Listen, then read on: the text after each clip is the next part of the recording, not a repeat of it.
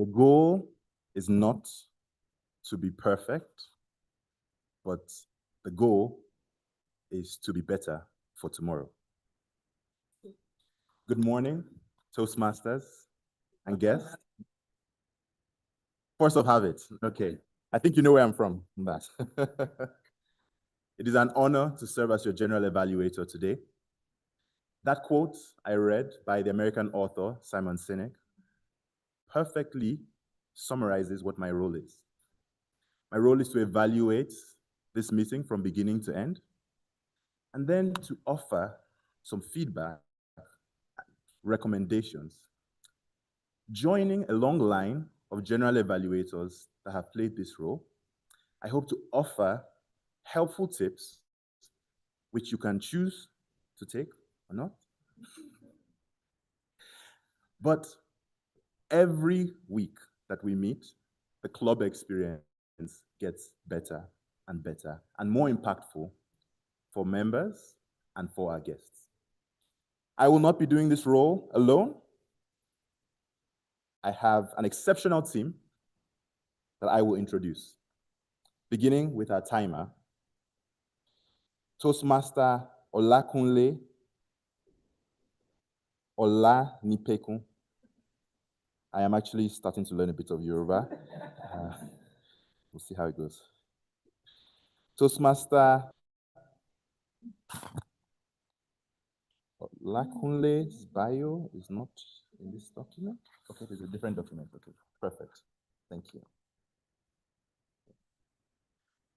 Toastmaster Olakunle is a finance and risk professional and enterprise risk manager at one of Africa's leading energy companies, where he helps steer sound decisions across the business's asset portfolio.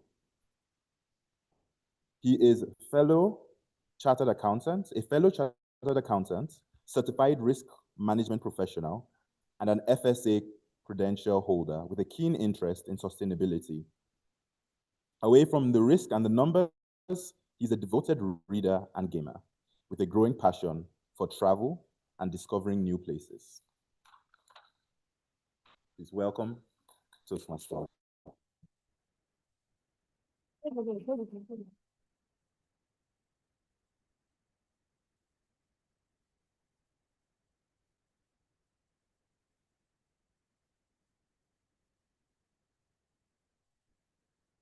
Good afternoon, Toastmasters of the day. Hello, Toastmasters and guests.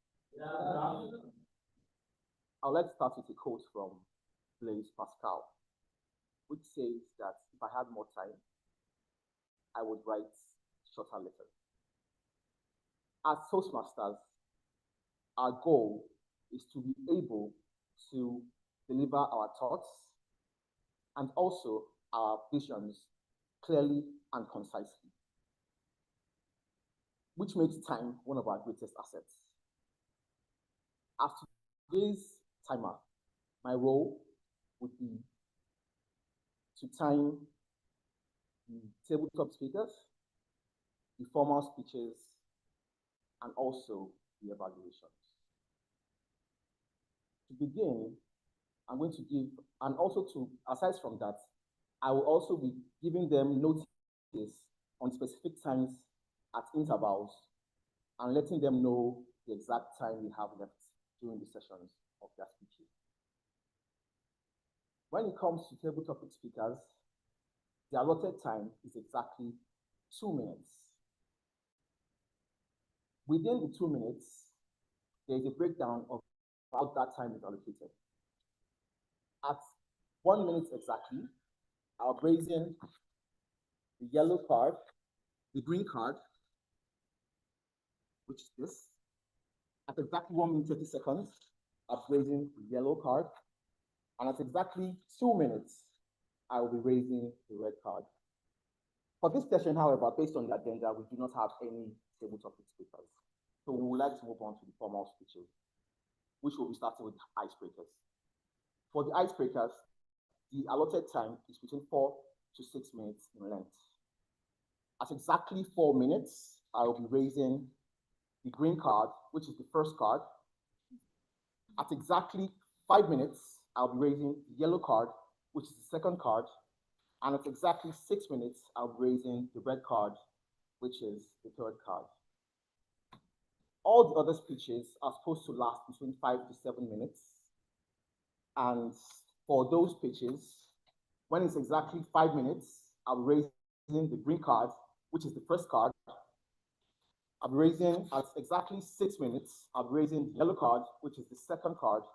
And at exactly 7 minutes, I'll be raising the red card, which is the third card. And also for our general individual evaluations, which will be lasting exactly between 2 to 3 minutes. For those evaluations, at exactly 2 minutes, I'll be raising the green card. At exactly 2 minutes, 30 seconds, I'll be raising the yellow card. And at exactly 3 minutes, I'll be raising the red card. Thank you. Over to you.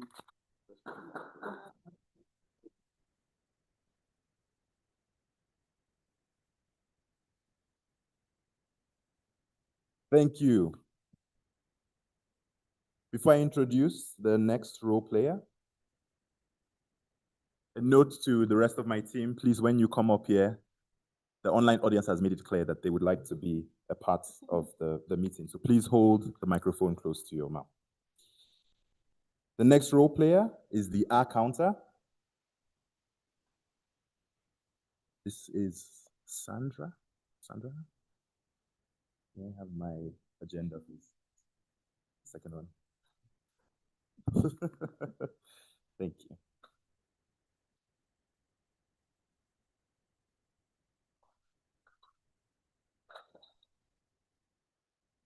Okay. Our counter is, apologies. May I have that? Okay. Our counter today will be Sandra Daniel. A Toastmaster wears many hats, so I believe there was a change. So Sandra Daniel, please, if you can come up. Okay.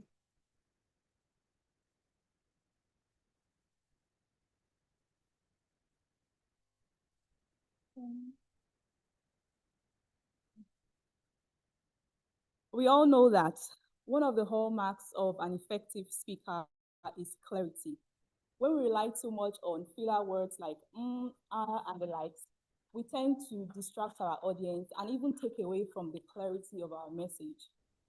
As distinguished Toastmasters, we are encouraged to be more intentional with our words so our communication can be confident, clear, and engaging. My role today as the ad counter will be to take note of the number of times these filler words are used by each speaker. And by the end of the meeting, during the evaluation session, I'll be back to give my report. Remember that the goal of this role is not to criticize anyone, but to help us become more aware of our speaking habits. Thank you so much, and over to you, Toastmaster.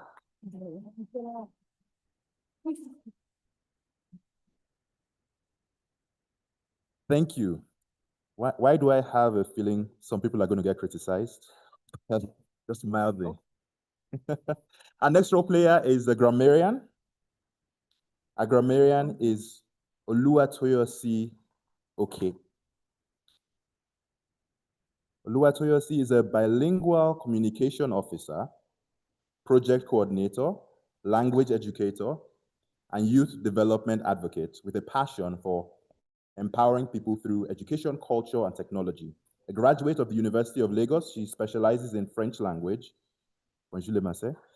language instruction, translation services, stakeholder engagement, and project management. She has worked on initiatives focused on digital sustainability, cybersecurity awareness, youth empowerment, and community development, collaborating with schools, organizations, and government agencies to create meaningful impact. Oluwatoyosi, okay?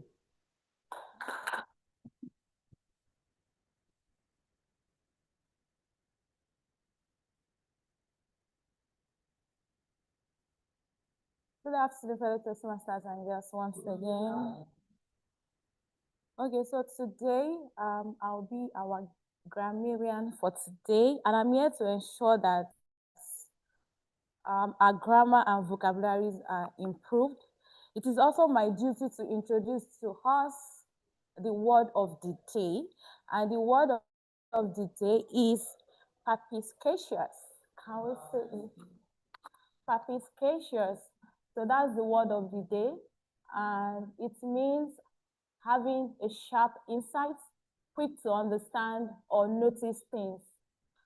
The word form is perspicacity, and then we have perspicaciously. So you can use it as its perspicacious observation uncovered the real issue. Okay, so during the meeting, I'll be listening attentively to every one of us to check for our grammatical errors and also the use of word of the day, the use of the word of the day. So I'll be looking out for that. And at the end of today's meeting, when I'm giving my reports, I'm going to come here to tell us how well we have done. Thank you. Over to you, General Evaluator.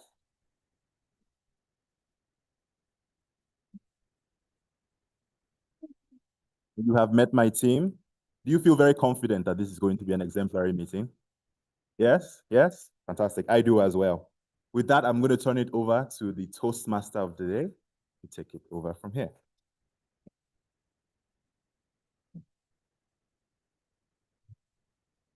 Thank you, Mr. General Evaluator.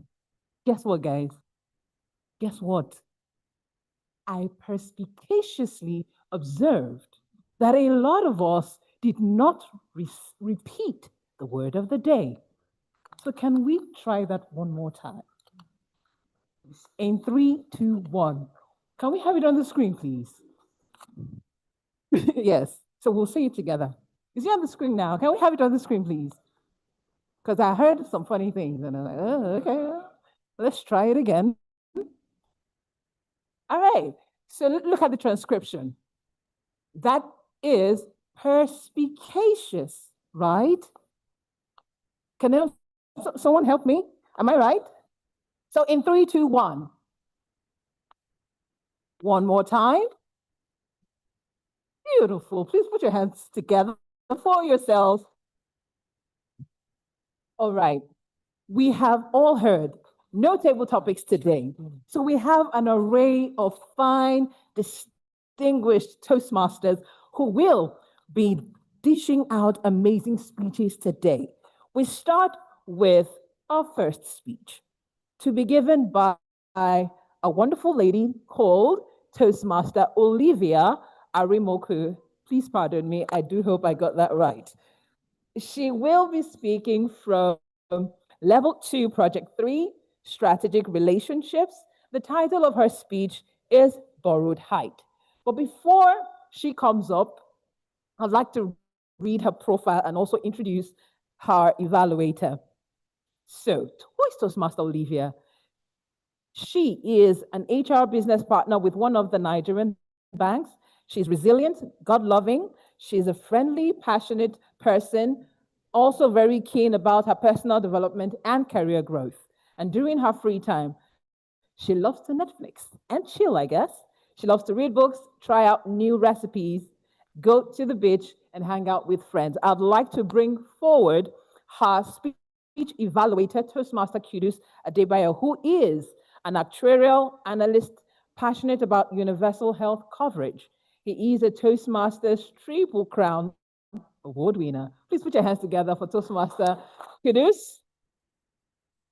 Come and give us her speech objectives. Thank you very much. Okay. Thank you very much, Toastmaster. Toastmaster Olivia will be speaking from the pathway, the strategic relationship, level 2, project 3. And it's going to be talking about, she's going to be talking about how Toastmasters envision mentoring. Here in Toastmasters, we take mentoring very important. Toastmaster Olivia has joined Toastmasters many years ago. She has had mentors and she has mentored people. So there's no better person to be telling you about how to sponsor the envision mentoring than Toastmasters. So I'm sure she's going to do a fantastic job. And then I'm going to come back towards the end of the meeting to come and tell you how she has done my speech. Then the Toastmaster again. Thank you, Toastmaster Kudus. Thank you, Mr. Speech Evaluator. Right now, I'd like to bring forward Toastmaster Olivia to deliver her speech from Level 2, Project 3, Strategic Relationships Pathways. Toastmaster Olivia, please come forward. You have the physical lecture. Is she online? Yes, Oh, okay. I am. Oh, great. You have the floor. Thank you. Over to you. All right, thank you very much, Toastmaster of the Day, for the gracious introduction. Although I must point out that that profile is quite outdated. However, in subsequent meetings, I guess I'll have the opportunity to reintroduce myself. On that note, good afternoon, fellow Toastmasters, our esteemed guests in the house today. It is a pleasure to be here once again. It's been quite some time that I was last at a Toastmaster meeting, and I am most delighted to have you here. I'll be giving a speech titled Borrowed Heights. I'm restating this for the benefit of my online audience because my general evaluator's audio was a little bit muffled. I'll be giving a speech titled Borrowed Heights.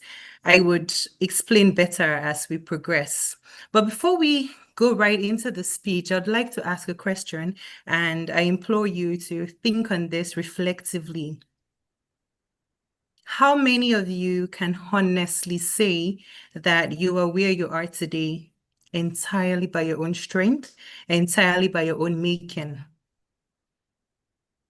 When we reflect on our journey, there are moments we will realize, sometimes in retrospect, that we were helped, we were guided, someone gave us an opportunity, someone gave us a platform at a time when no one knew us or cared to listen to our voices. Those moments, those timely help, the person who spoke for you in a room, the one who gave you a platform, who gave you an opportunity. Sometimes those experiences that humbled you, those mentors who challenged you, they were all part of your becoming. I have a story that reinforces this. A couple of years ago, I would like to say many years ago in my early career, I had received an offer from an organization which I declined. Not because it was a bad offer, however, it fell a little short of my salary expectation by 20,000 naira. A few days later, I reconsidered and was going back to accept the offer. But unfortunately, it was a little too late. Someone else had been extended the offer and the person had gladly accepted it. Naturally, the story should have come to an end. I'm done with this organization, made me an offer. I did not expect it. Case closed, right? But not in my case. A few months down the line, the managing consultants of this firm would reach out to me to tell me about other interesting opportunities and to check my availability for this role. It was not until a year later I eventually joined the organization that he led. Little did I know at the time that I was stepping into one of the most transformative mentorship journeys of my life. The name of this managing consultant, let's call him AI for ease of reference. I met someone who was and still is a mentor of mentors. AI was the sort of person who would hand you real responsibilities. I saw him transform literal greenhorns. You know what a greenhorn is in UB? Turn numerous greenhorns into professionals who did not just earn a pay by having a job. These people grew up to become so confident that they moved on to bigger organizations, bigger responsibilities, bigger stages, and they remain some of the strongest alumni of this organization till date. The journey for me in this organization, however, was not a very smooth one. It was, in fact, the first couple of months were tumultuous, and in hindsight, I own up, I was the pain point. Why? At the time, I didn't realize I was learning. I did not consider myself a prodigy.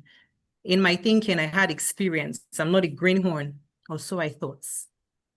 But what was my experience in comparison to the managing consultants who I reported to? In all frankness, it's akin to a drop in the ocean. Everything changed the day my mindset shifted. The day I realized that learning requires humility and that growth requires positioning. And once I accepted that there was a lot more that I did not know than I knew, our relationship became better.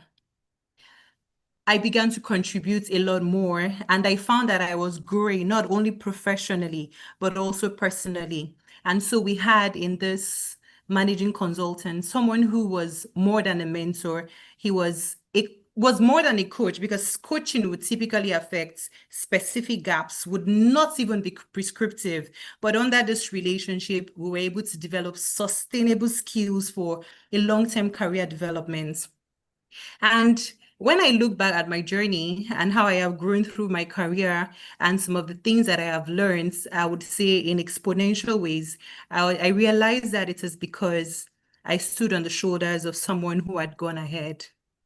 There is an Igbo adage that says, those for whom the benevolent spirits have cracked their kernels should be humble. Humility is a doorway to learning. Because the truth is, no one can benefit from a mentorship relationship unless they've positioned to learn, they've inculcated the humility and grace that it takes to allow someone else's wisdom to shape their growth, until they have realized that no one ever outgrows mentorship. There would always be someone who has walked the road longer, who knows better, and who is able to provide wisdom to avoid pitfalls. There is also a popular quote that's attributed to Isaac Newton, and it says, "If I have seen further, it is by standing on the shoulders of giants." And so one of the things that I would want you to take with you long after today is that you have to be wise to seek mentorship, and you have to understand what a mentorship relationship comes with. First of all, the humility to learn, the humility to submit yourself to guidance. What mentorship does is that it gives you vision beyond your heights, and so you can operate at levels beyond where you should normally operate in. So seek mentorship intentionally, be humble enough to learn, and also be intentional about becoming a mentor yourself, because nobody, absolutely nobody, rises alone. Thank you very much. Over to you, Toastmaster of the Day.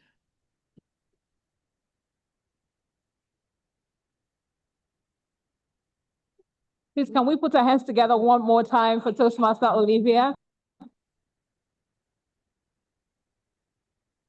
That was a remarkable speech. One thing that I picked up, or one thing that kept reverberating in her speech, was the word humility. Did you catch that? And she said, humility opens the door to learning. She also said something about growth and how positioning helps you to achieve that. I think that was a profound speech. Very well done, Toastmaster Olivia. And I do hope that these words resonate and we indeed can become mentors even in our own journeys.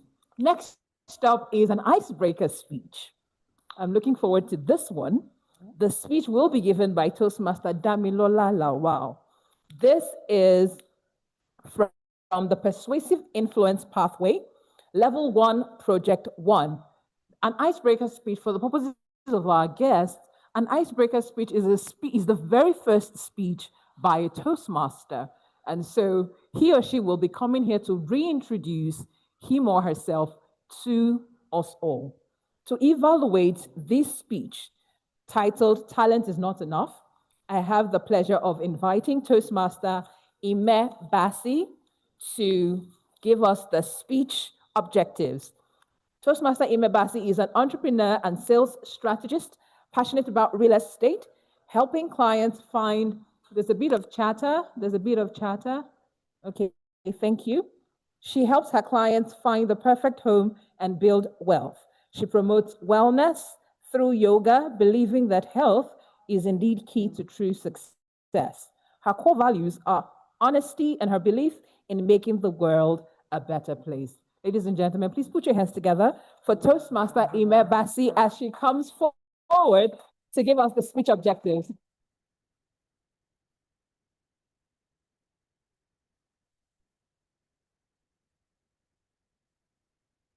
Good afternoon, dear Toastmasters and guests. TM Damilola will be giving a speech on Pathway Persuasive Influence, Project 1, Level 1. And the topic of our speech is Talent is Not Enough. The purpose of this speech is an icebreaker speech, and the purpose is for her to introduce herself to the club. So I'm looking forward to your speech, Toastmaster Damilare, and I can't wait to have you here. Thank you. Okay, Toastmaster Damilola, we cannot wait to meet you. You are a growth-driven business operations and marketing leader with over a decade of experience, turning strategy into measurable results across diverse markets. You are passionate about communication, about leadership, and continuous learning. You thrive on building meaningful connections and driving impact through ideas that work. But beyond business, Toastmaster Damilola enjoys mentoring, public speaking, swimming, and exploring the intersection of beauty, technology, and human connections. I'm looking forward to meeting this beautiful young lady. She believes that every great idea deserves a powerful voice. Please, who are you? Where are you? And she's here. Okay, she's here to use mine. Ladies and gentlemen, please put your hands together for her.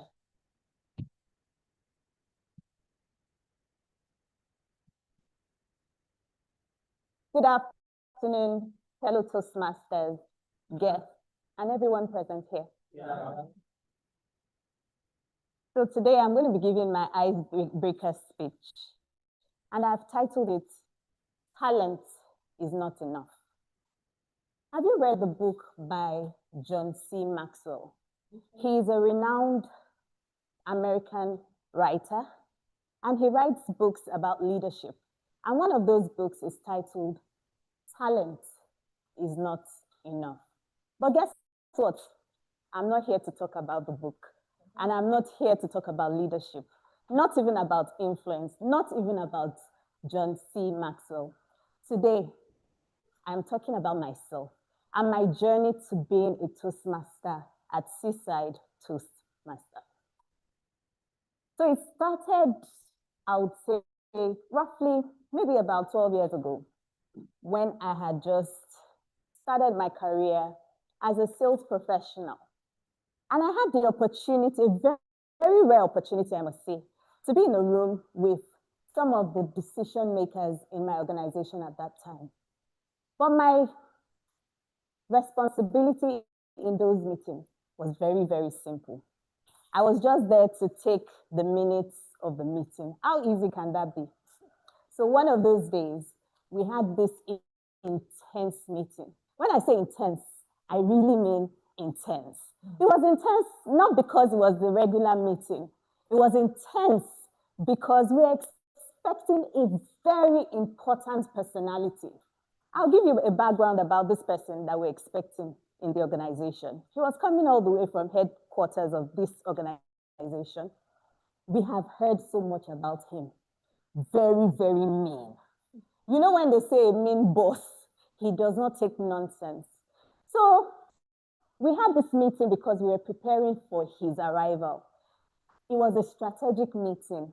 We were expecting guests in 24 hours, about 1,000 people. Actually, we used this venue for that event. My MD at the time was gearing up for his promotion. So you can imagine how important that meeting was. I was right there, the junior candidates there, just taking minutes and understanding how the proceeding of that meeting should go. Suddenly, I heard someone say, "You, get up." Who? Me? Yes, you. You are going to be the MC of this meeting. MC. Of course, I put myself together and I thought this could be easy. But there was only one problem. I needed to treat that meeting as a table topic. How? You have to prove yourself that you can actually be the MC of this meeting that we're preparing for. Get up, stand there, show me that you can do this. Of course, I can do it. Who am I not to do it? My MD asking me in such a prestigious meeting to be an MC. Of course, I got up, I stood there, and I said, Saitoro, a Japanese poet, once said, individually, we are a drop, but collectively, we are an ocean. It wasn't a pause. I froze. How do I get on from this? I was just there, wondering what next. He was so disappointed. I could see it in his face. He's not even Nigerian, so he could tell because he was red. Then I decided, how am I going to resuscitate from this event and this action that had just taken place?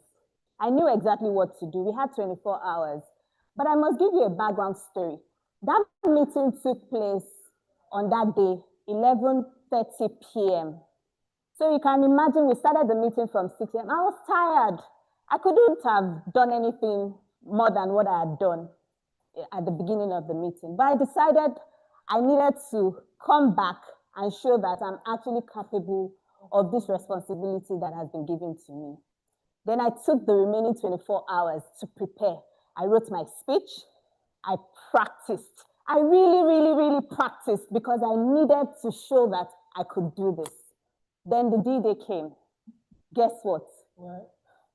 I killed it. I killed it. It was so good. My colleagues, my senior colleagues, they came to me and said, you're a natural. I think you have a talent here. I really do. Maybe you should join the Toastmasters. Toastmasters.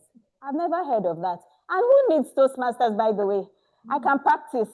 I can deliver. So why must I join Toastmasters? So I thought.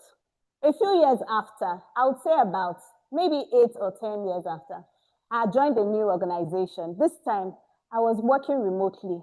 So I was always by myself, with my laptop, doing my work. Didn't have a lot of communication or relations with people.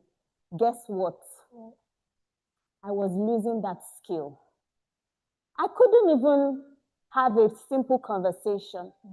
I was losing my vocabulary as well. Then I thought, Toastmaster must have me. And so I'm here. Thank you.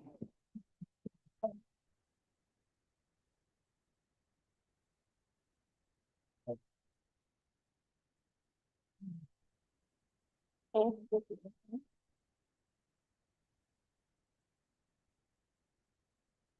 Were you all enamored? I thought so. I thought so. Very well done, Toastmaster Damila. I just knew it from this profile that this individual had to be someone, must have that oomph to her. So very well done, Toastmaster Damilola. Looking forward to hearing much more from you. We segue quickly to our third speech for today. There's still a bit of chatter, and it could be distracting. Please, can we all be together? Thank you.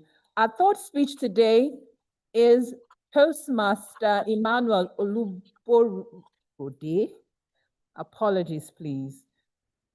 I will get that right. Toastmaster Emmanuel, you are speaking from the level 1 project 2 presentation mastery. Your evaluator is Toastmaster Wahab Badamosi. I will invite him shortly to come and give the project expectations. Toastmaster Wahab is a product consultant who loves turning ideas into real-world software products people love to use. He dislikes running. Usually people like to tell you what they like. But I love the fact that he has just told us that he dislikes running, but he does it anyway because it reinforces discipline. This year, he has run close to 200 kilometers and proudly earned his first medal at the Access Bank Lagos City Marathon. Well done. His favorite quote is, "The spoken word is a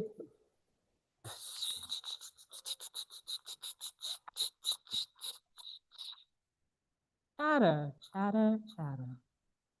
Can the room be as quiet as this? It can be, can it? Awesome.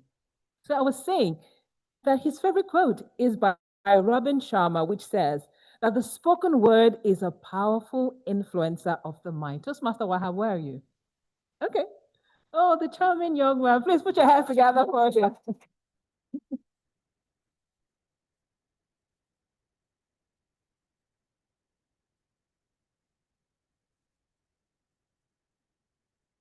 Good afternoon, Toastmasters and guests. Good afternoon. Lovely to be here today. The choices we make at Seaside Toastmasters Club. Our speaker today is making a choice to give his second speech in his Toastmasters journey. Our speaker today, Toastmaster Emmanuel Oluborode, is going to give a speech titled Confidence Did Not Come First. Actually, confidence didn't come first. In this speech, he's going to give this speech for a particular purpose of which I would be evaluating him for. Also, he's going to try to structure this speech so that we can follow him throughout and not get lost. Toastmaster Emmanuel is a great speaker. I have witnessed his icebreaker, and I think he has all the things to become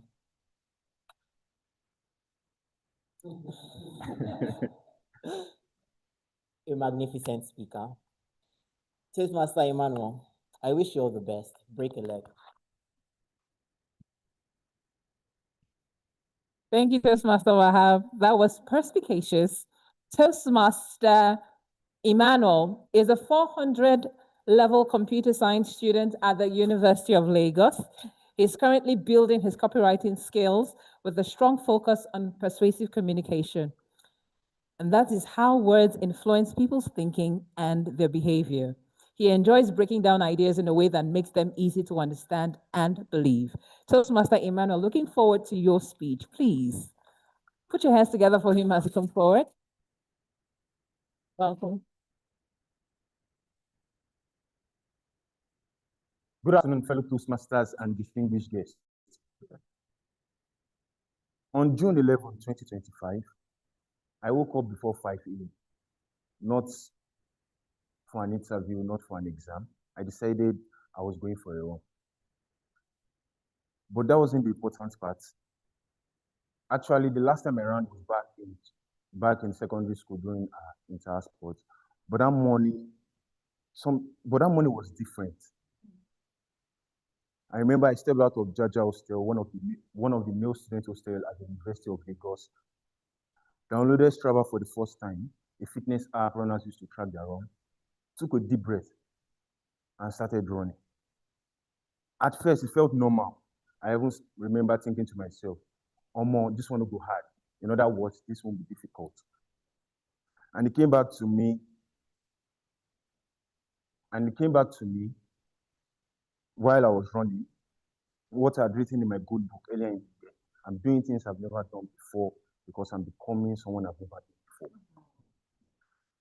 So I kept running. At first, it felt fine. I even remember, at first it felt fine.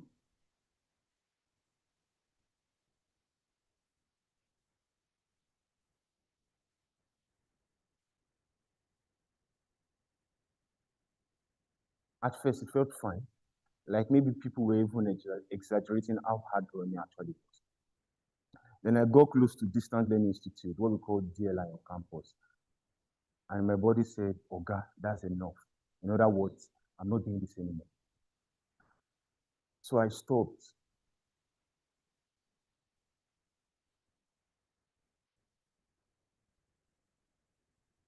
Bend down with it, hands on my knees, just trying to breathe. Honestly,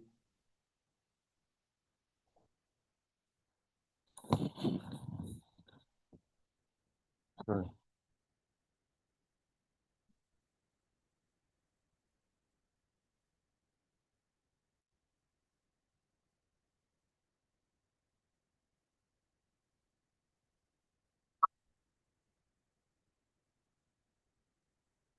Okay.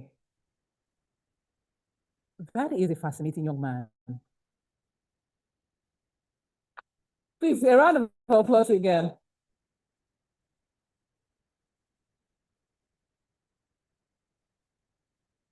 And online audience, are you with us? Did you witness that? If you did, give us a thumbs up, please.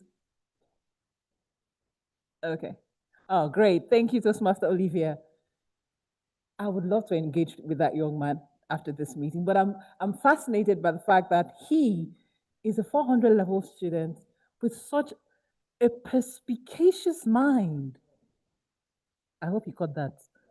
Where is the grammarian? You caught it a bit ahead. Yeah, but such a sharp mind and so bold and confident.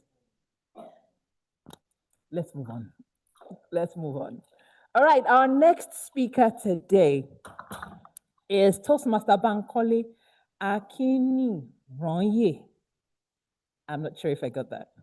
Usually this, and I apologize, this is not very professional for an MC or a Toastmaster. I should have gotten the pronunciations of these names way before now, so I apologize. Am I forgiven?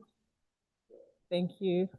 All right, so Toastmaster Bankole will be evaluated by our one and only president, Toastmaster Ugonna Anyao, and he has been here before, so I no need to introduce him. So please put your hands together as he comes forward. Thank you. Thank you. Good afternoon once again, Toastmasters and guests. Toastmaster Bankole is going to present his second speech at the at the Toastmasters Club, yes, and it's from level 1, project 2. His current pathway is presentation mastery. The title of his amazing speech is, choose your heart, choose your heart. And the purpose of this project is for the member to deliver a speech with purpose. So this is an opportunity where the member develops any speech in any topic of his or her choice and come here to present. I'll be looking out for the structure of the speech to see how structural and how purposeful that speech is. Toastmaster Bankole, I wish you all the best. It's back to you, our Toastmaster of the day. Thank you. Thank you very much, Mr. President. I will quickly read the profile for Toastmaster Bankole. He is an engineer turned business intelligence analyst who loves finding the story behind the data. And off the clock, he loves traveling and inspiring others. Toastmaster Bankole, I would like to welcome you to give your speech for 5 to 7 minutes on the title. You are welcome. Please put your hands together for him as he comes forward.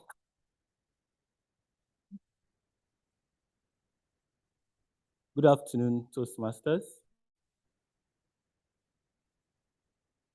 I'll begin by making a confession.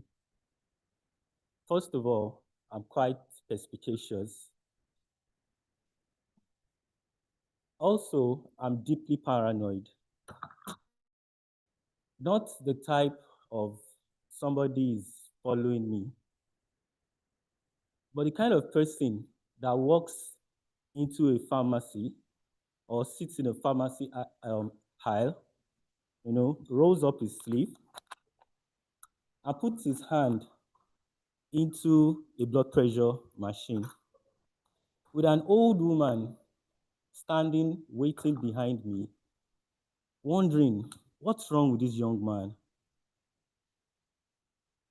I call it healthy paranoia. And healthy paranoia might have saved my life.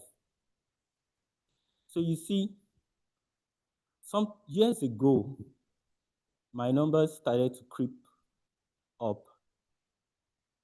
And it wasn't very high, but it was pre-hypertensive. But I was fine. I was young. I was healthy. I believed I was healthy. But that's the trick. That's absolutely the con. 1 in 3 adult Nigerian has hypertension. That's about 27 million people.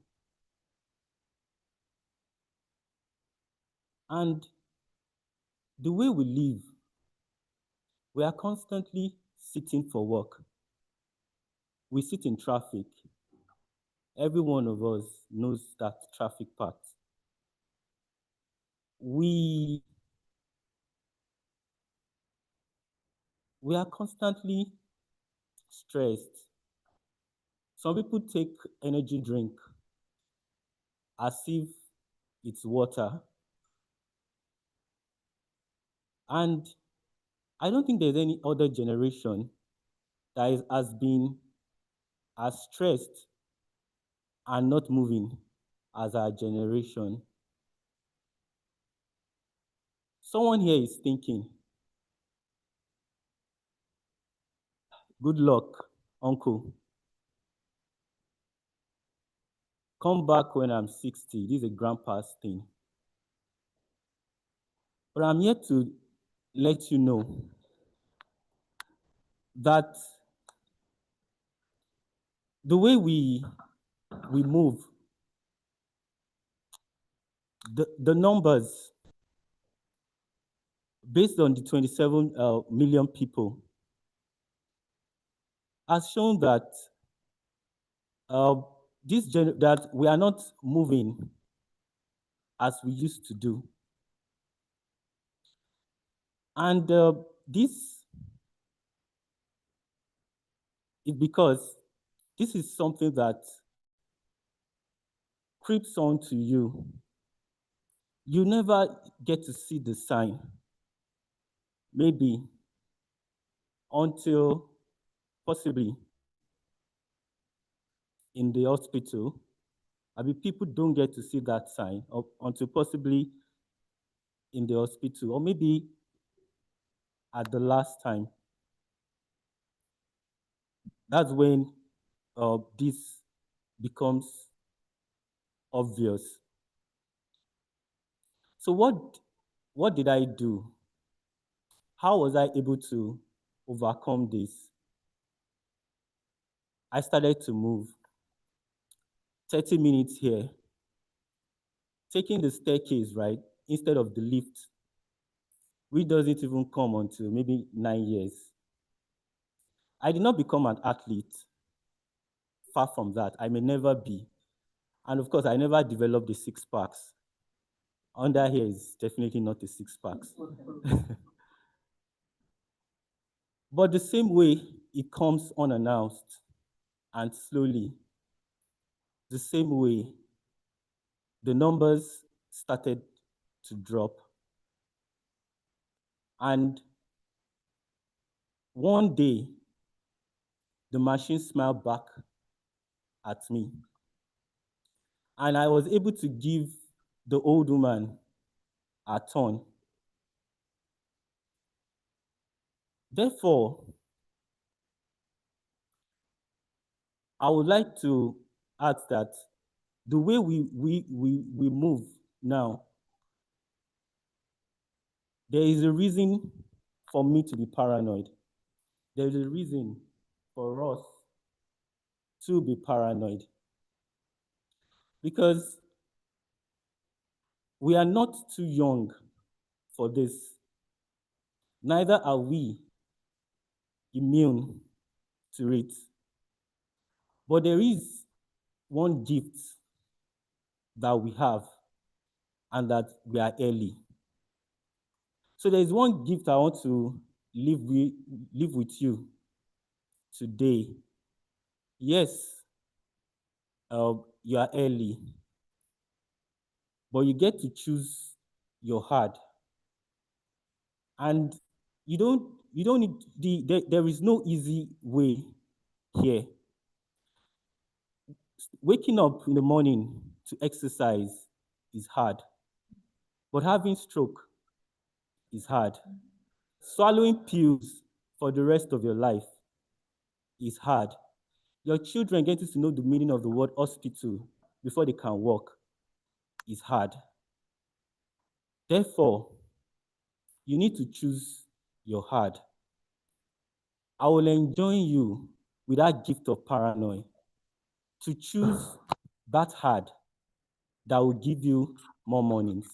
Thank you.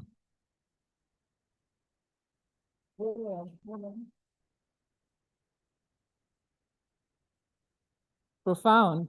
Use your heart. We move quickly. We have 3 more speeches. I do hope we're having a great time with these amazing speeches. A lot of lessons are being dished out today. Thank you so much for everyone that has come out to speak today. Next speaker, Toastmaster Aminat Kiari, will be speaking from the Presentation Mastery Pathway, Level 2, Project 1, and her evaluator is Toastmaster Francis Mukolu. Toastmaster Francis, you are an experienced accountant. You're a Triple Crown Toastmasters Award winner. Congratulations. You're an ACB and ALB holder, and you love to wear a smile. So the world can smile back at you. Looking forward to seeing your smile. When he's not balancing accounts, he loves to listen to alternative rock music and watch, guess what? And watch Arsenal Football Club. Please put your hands together for him as he comes up. So, yeah. Head who? That must be a perspicacious individual. Very well done for supporting the best club in the world. So many thanks our ever perspicacious Toastmaster of the day. It's a delight to evaluate a perspicacious Toastmaster, Toastmaster Amina Kiari. So her job is very simple today, as simple as ABC. She's expected to have learned about different communication styles. She's now to approach the lectern and tell us how one of these styles has impacted her life and how she has used same impacts to impact others. Isn't that simple, perspicacious audience members? Is it that simple? Best of luck, the perspicacious Toastmaster Amina. Back to you, the perspicacious Toastmaster of the day. Well done. Marian, I will not take that. All right, very well done. Thank you, Toastmaster Francis. Toastmaster Aminat Kiari is a principal officer in the marine industry. She is a silent achiever who believes in the virtue of simplicity and humility. Her favorite quote is, "Kindness is free. Sprinkle that stuff everywhere." Lovely. Toastmaster Aminat, please make her welcome.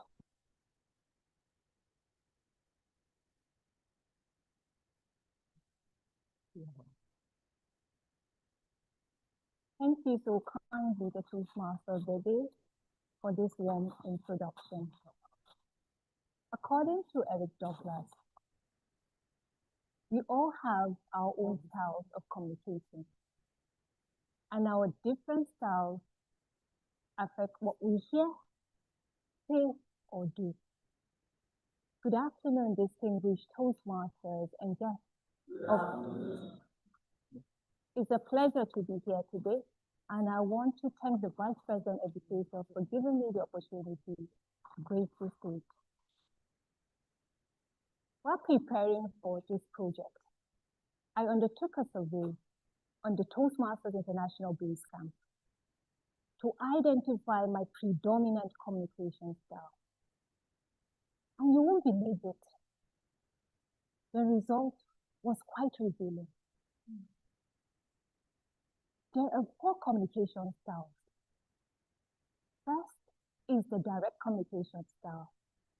These are people who are focused and decisive. Second is the supportive communication style.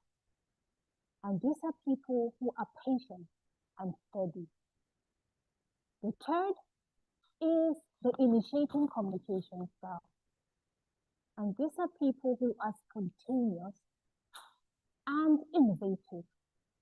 And the last but not the least is the analytical communication style. And these are people who are precise and self-reliant. Out of these 4 styles, who can guess my communication style? Nice attempt. Anyone? Maybe. Well, with a revealing score, the assessment identified me as an analytical communication. What is analytical communication style? This style is precise, exact, and logical. And the person known to be an analytical communicator is said to be task-oriented, systematic, sometimes perceived as a perfectionist, often known to be very private. And when it comes to emotions, they find it hard to be open. Upon realizing my dominant communication style, I decided to reflect on how this style has influenced my life. And the recent experience that came to mind was while preparing the secretary report at the annual general meeting at Eagle Toastmasters Club. I completed that report days before the deadline, but I kept on refining, reviewing it. Every time I looked at that presentation, I found something to improve on. Was it the tables that could be clearer, or a sentence that could be more precise, or a formatting issue that can be ignored? At a point, my colleague Khalid said to me, Amina, it don't do. The presentation is already perfect. But I continued to refine it because I wanted every detail to be accurate and every sentence to be crystal clear. Another colleague of mine was passing by, and she jokingly said, "Will this presentation ever be finished?" The day came. I presented the report. The audience applauded, commended the delivery and the work. That reminded me of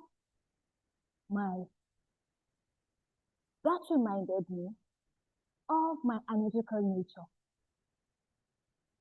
my perfectionist tendencies, which drives me to pursue excellence and accuracy. Scoring 90% as an analytical communicator helped me to understand why I seek precision and always naturally pay attention to details. My challenge and my growing point is to learn when to stop refining and confidently tell myself, this is ready. Distinguished Toastmasters and guests, I urge you all to identify your dominant communication style because it's paramount in navigating this dynamic world. Secondly, whatever your style is, own it, embrace it, and be flexible because at some point you might have to use the less dominant communication style based on the situation. And last, ask yourself, how has this style influenced your life while dealing with people or relating with others? I want to leave you all with this. Sometimes excellence and delivered is better than perfect and unfinished. Thank you, everyone. And that's it.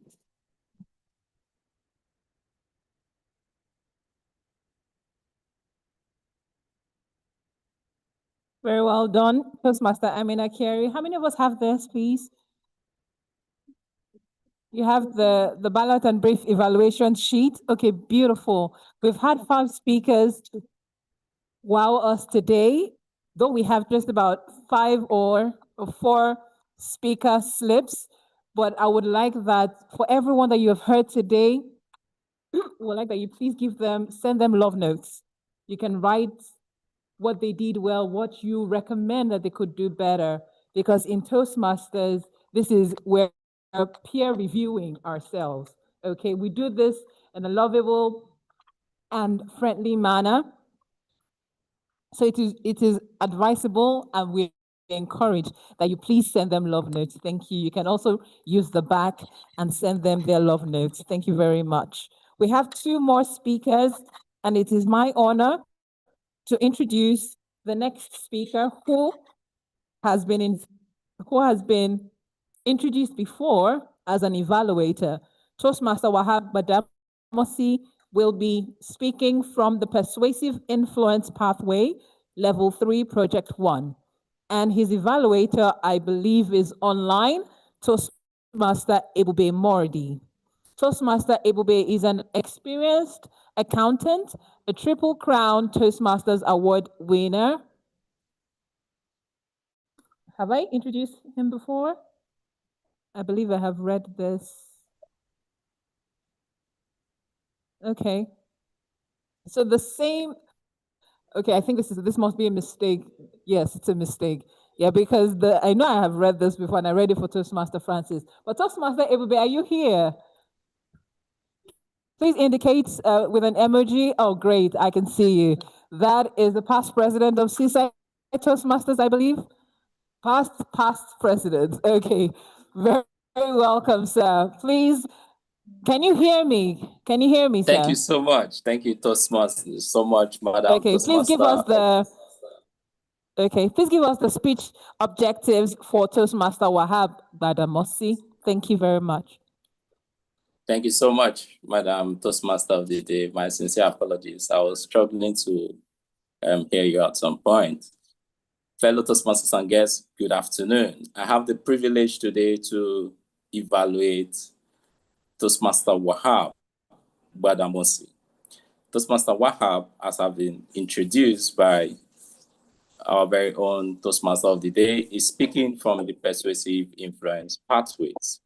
And his project objective for his speech today is for him to develop or enhance his understanding of the steps and strategies to address conflicts, and also for him to share some aspects of his experience learning about and or resolving conflicts.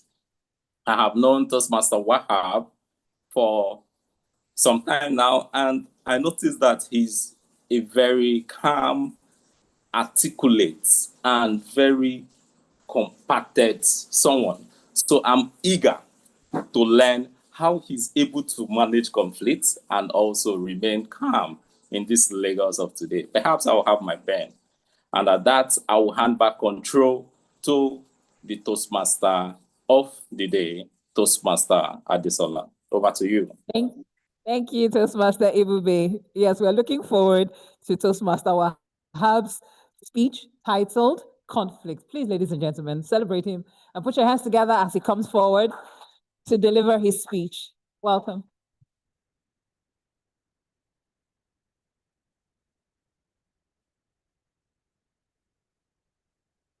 When you hear the word conflict, what do you think about? When I hear conflict, this is what I think about. In the blue corner, weighing 275 pounds, the champion, Mr. Consistency. And in the red corner, weighing 250 pounds, the challenger, Mr. Talent. If you're not familiar, this is a boxing introduction. When I think of conflict, I think of boxing. Two men in the ring, no shirts, hitting each other's face. So that is my conflict. For those of you that are familiar, you would wonder, why are my boxers called Mr. Consistency and Mr. Talent? Well, this is because this is the conflict that I have had to face for most of my life. You see, conflict is not only with another person. Sometimes you can be a conflict within yourself. Good morning, Toastmasters and guests. Good afternoon, Toastmasters and guests. Thank you. Very perspicacious audience. All right. Conflict happens, and often it needs to be resolved. It must be resolved. When the conflict within me happens, it's almost unbearable, but it has been happening for over 2 decades. And here's what I learned. I started to see this fight between Mr. Consistency and Mr. Talent. I thought I should be Mr. Consistency's coach, telling Mr. Consistency, yes, you have to be consistent, all of that. And then from there, I decided, okay, let me be the judge. Let me be judging the fight, whoever wins. And then next, I thought, let me just be in the audience. I can be a rich benefactor watching the match and enjoying myself. But none of these really got me to a resolution. Only one thing did, when I decided to be the referee. So what does the referee do? The referee stands in the battle, he sets the rules, tells the men to engage, and then stands back, perspicaciously observing the fight. I'd like to tell you about the fight that happened today. I had to give a speech at a club called Seaside Toastmasters Club, and Mr. Consistency said, "You're not ready." He kept punching. He said, "Hey, you've not practiced enough. You've not done enough." Mr. Talent just in his calm nature blocked and said, "Don't worry, you have the talent." I did not judge, I did not interfere, I just watched these two men fight. Usually, if you watch boxing, you would notice that someone would get knocked out. And I'm happy to say today, Mr. Consistency got knocked out. And that is why I'm here today. In general, this has been the nature of the conflicts that I have faced. And I only do 3 things. The first thing is I set the rules of the conflict. The second thing is I let whatever or whoever is in conflict engage. And then the third thing is I observe perspicaciously. This has transferred very well into my life as a leader of teams. When I lead teams, usually when people want to fight, you would hear them say, "I'm a better fighter than you," or the other person would say, "I can beat you up." But with my teams, it's usually, for this task we want to do, my idea is better than yours. And the other person is, these are the problems with your concept. So I set the rules. Don't talk about how you're a better father or you're a better husband or you're a better employee than the other person. Just talk about the issues. The issue is who has the better concept. Now engage. And again, I watch perspicaciously. All right. To bring all of this to a close, I want to encourage you guys, because it has worked very well for me, to do 3 things when faced with conflict. Number 1, set the rules of the conflict, either within yourself or with other people. Number 2, engage, and make sure you're engaging on that conflict and not other things around the conflict. And number 3, who knows that? Observe. Thank you very much. With that said, thank you for listening to me. And to the 45 people in this room, are you ready to rumble?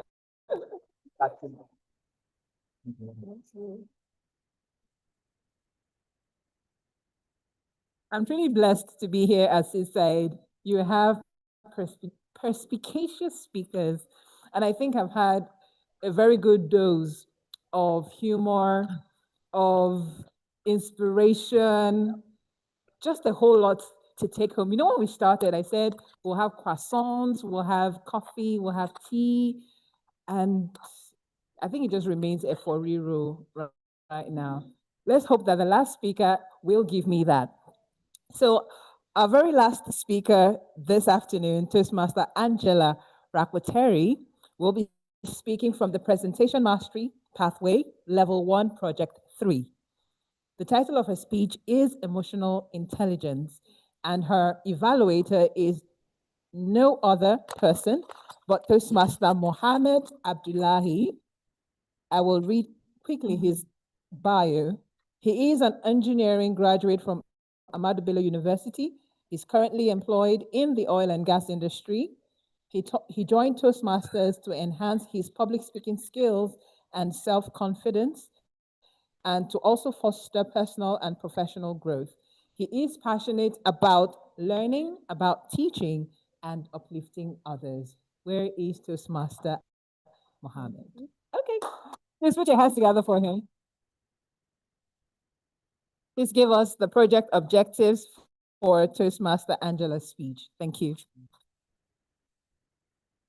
Thank you very much, Toastmaster of the Day. I'll be evaluating our final speaker this afternoon in the person of Toastmaster Angela. She will be speaking from Level 1, Project 3 of the Presentation Mastery Pathway. Now, the objective of her speech is to practice using vocal variety and body language to enhance a speech. In Toastmasters, as we all know, vocal variety and body language combined together can transform an ordinary speech into a perspicacious and memorable experience. So I look forward to listening to you speak, Toastmaster Angela. You have 5 to 7 minutes. Over to you, Toastmaster of the Day. Thank you. Very well done, Toastmaster Mohammed, and very well done also to our grammarian, because a lot of people are using this word of the day, perspicacious. I've used it +1. All right, so I will invite Toastmaster Angela to please come forward as I introduce her. She is a registered nurse and a mental health advocate. She is currently working at a foremost hospital, and she is soon to be a public, you're already a public speaker, babe.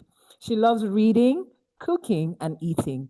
Her favorite quote is, "Whatever you find yourself doing, do it well." Toastmaster Angela, please put your hands together as she comes forward.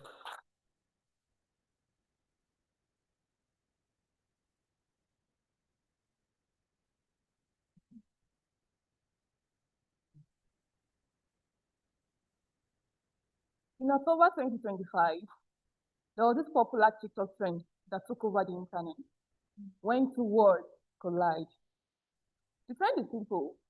You post a picture of your dad and a picture of your mom coming together, then a picture of yourself, your beautiful word. Thousands of people joined this trend. The comment section was filled with likes, was filled with smiles, laughter, and compliments. Everything was going smoothly. Not until a young lady from South Africa decided to join this trend. She posted a picture of her dad, who is slim, and a picture of her mom, who is slim. Then she posted a picture of herself. She was on the bigger side. The internet went still. Everyone was stunned. Then the question came rolling in. What happened? How did this happen? How can two slim people give birth to a world that big? Some people joked, this is not collision, no, this is an explosion. There were thousands of awful comments. She panicked.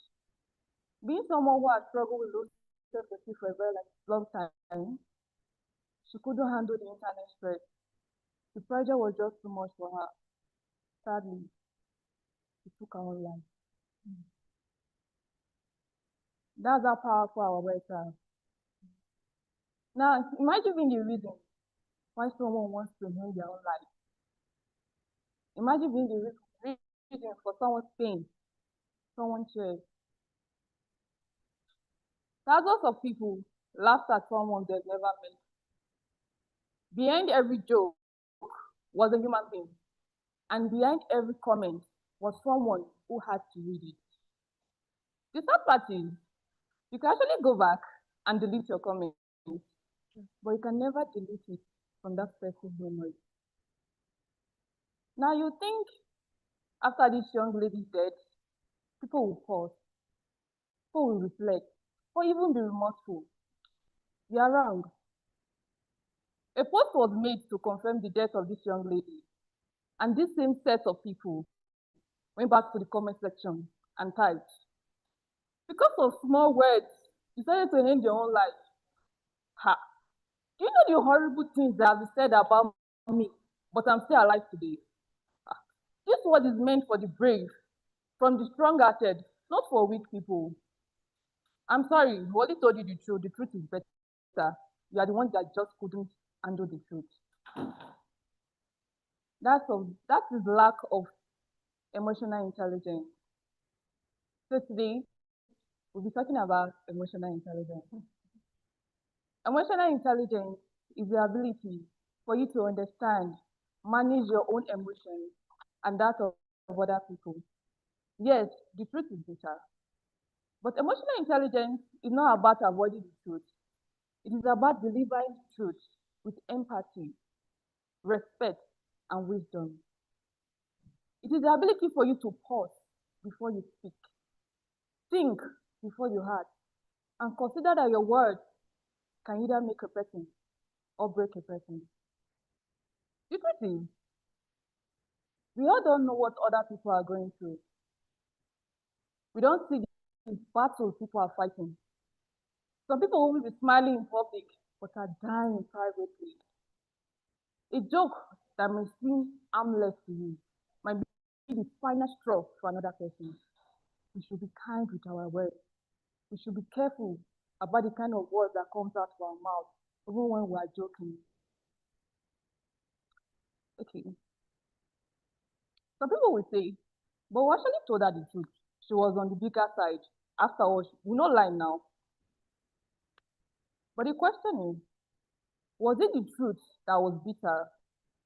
Or was it the cruelty in their words that she couldn't understand? Emotional intelligence teaches us that you can deliver the truth without wrapping it up with insults to become effective. You can correct people without humiliating them, without making them feel bad. And you can disagree with other people without destroying their integrity, their dignity. Let me give you a case scenario. Imagine you have a colleague that has body odor. You have two options. You can either choose to walk up to her and tell her, I don't know if you know, but you've been sweating a lot of lately. With deodorant will help. You can even go as far as recommend deodorant. You can try bathing 2 times a day. Or you can just stay where you are. How you dey smell? As you just enter the room, everywhere just begin to smell. Come, you know the bath says. Which deodorant they use? You can choose to eliminate her. The truth is, the message is never the problem. It's the way you choose to deliver it. You chose to deliver it without kindness. You chose to deliver it without empathy. You chose to deliver it without thinking that the person you are speaking to is a human being with emotions. And the sad part is, this doesn't only happen on the internet. It happens in our home. It happens in the school. It happens in our workplace. We make fun of people. We criticize people's appearance, forgetting that they didn't create themselves. We dismiss people's feelings without thinking of how this will affect them. We don't see the tears. We don't see the pain. We don't even see the sleepless night that our words cause these people. Now, it was just a simple TikTok trend. Everyone was singing, everyone was laughing. Oh, see my mom, see my dad, see me, I'm very pretty. She just wanted to be a monk. With her innocent mind, she was up on the trend, never knowing that that would be her last moment. Everybody judge someone they never knew. We need to understand that behind every profile picture is a human being with real feelings. We should always be kind with our words, no matter what. So today I'm challenging each and every one of us to choose empathy over insult, to choose kindness over criticism. Because in a world where everybody has something to say, you can either choose to eat people or destroy people with your words. Thank you.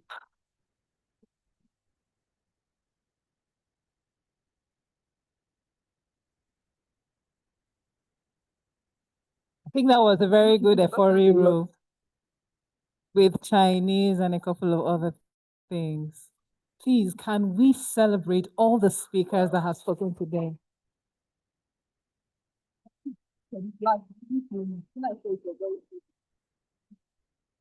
Permit me to say, I think I was really blessed by, I know we're not in church or we're not in a religious gathering, but these words really resonated. So thank you to everyone.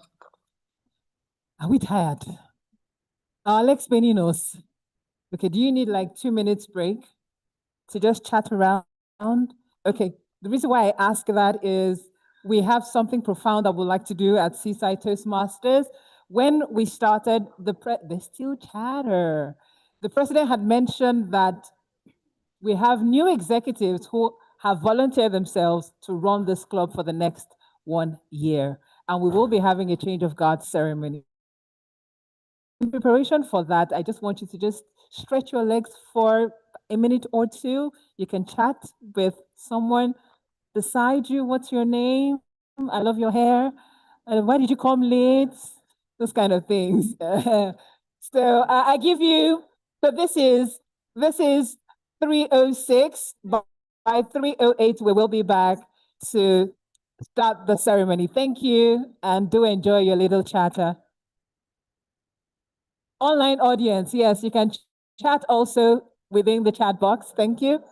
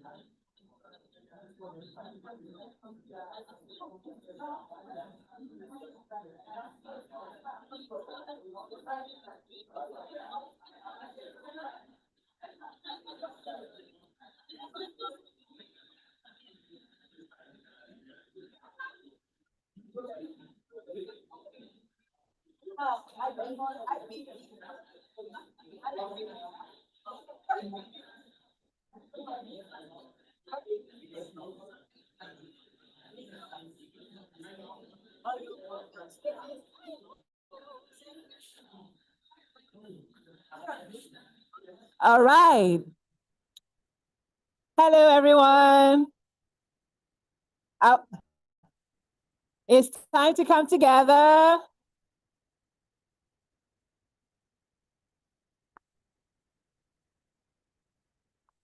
All right. I trust we had a great time chatting with ourselves.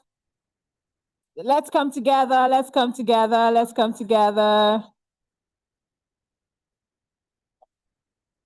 The last person to sit down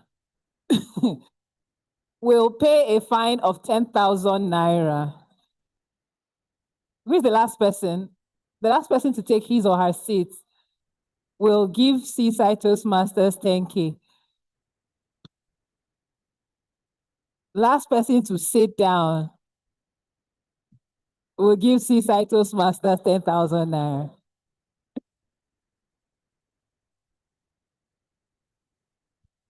I'm watching you. Okay, I found the person. Don't worry. We'll credit the accounts. She doesn't know she's the one, but I'll meet her after. I hope we had a good chatter. Did you have a good time chatting with those that we haven't met before? I met Lovely Goodness. She's a trained lawyer, as I am, and we have engaged. And that's the beauty of coming together, meeting people. Networking is really great because just that conversation, that idea might just open the doors that you have been seeking, for a long time. All right. So my excos, are we ready? Aha, I like that. I like that energy. I love that energy. Are we ready?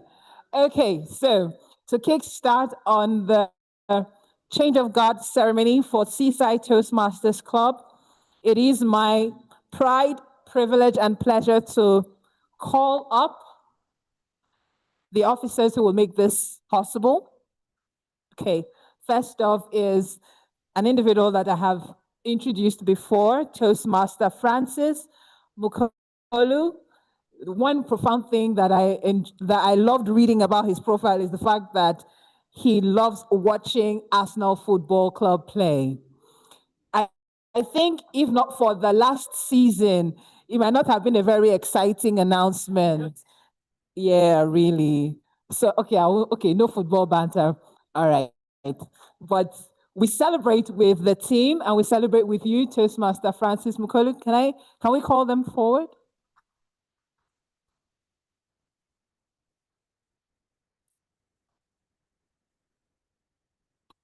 Okay. Sorry, point of order. I would like to call Toastmaster Amarachi to help lead us on the awards presentation and ceremony. So please put your hands together as she comes forward.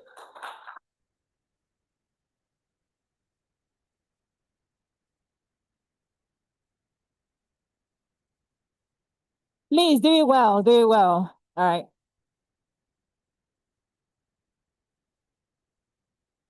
Thank you very much, Toastmaster of the Day.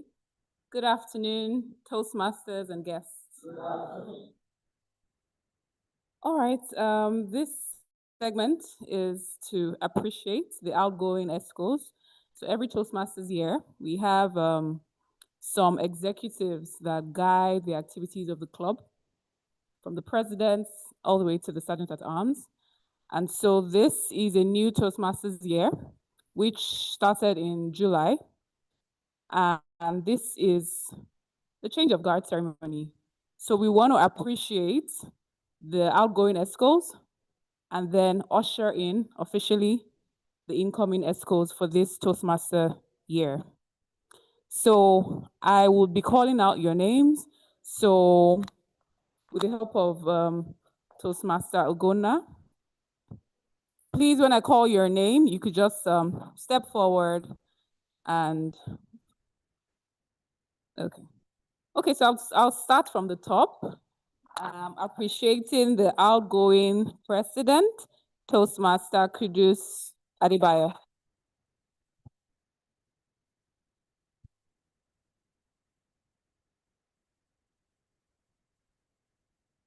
Please keep the applause till he comes.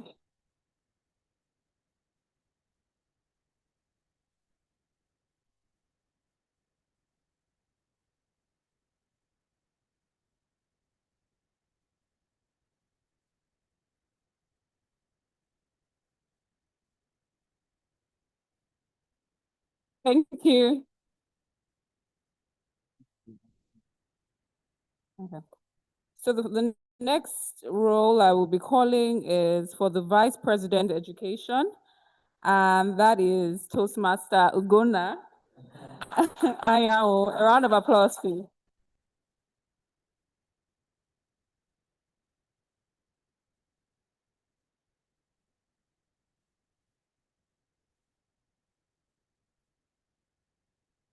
We would also like to appreciate the Vice President Education too. She is currently absent, but her name is Marvelous Okechukwu. Thank you for your service. Moving on to the next position, Vice President Membership, Toastmaster Odola Abayomi. A round of applause. And the Vice President Membership too, Toastmaster Grant Oti. A round of applause, please. They are currently not present today, but we'll hand it over to them. The next is for that of the Vice President's Public Relations. We have Toastmaster Abibat Oyeni. A round of applause for her. Okay. And the Vice President's Public Relations to Toastmaster Oluwatosin Alayon.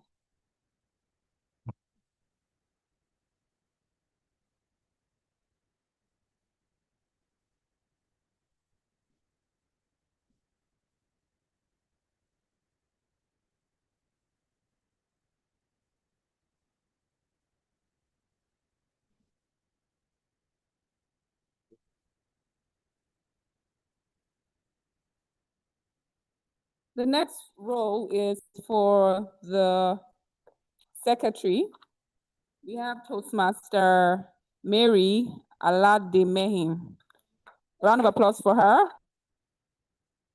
And the club secretary to Toastmaster Chinwendu Obona. Are we tired of clapping? A round of applause for them, please. A round of applause for them, please. At every Toastmasters meeting, we like to appreciate people. Being a club executive is not an easy job. And I can say that boldly because I've been there. And it wasn't easy. It looked easy, but when you're wearing the shoe, it's a different ballgame entirely. So when people voluntarily, it's not a paid role. So when people voluntarily, decide to serve the club for one full year, we need to appreciate them. So can we, with that understanding, give them a round of applause? Thank you. Thank you. The next person we'd like to appreciate was the club treasurer for the last Toastmasters year, Toastmaster Miriam. Okay, a round of applause for her, please. And also the club treasurer to Toastmaster Ime Obong Ita. Here, okay.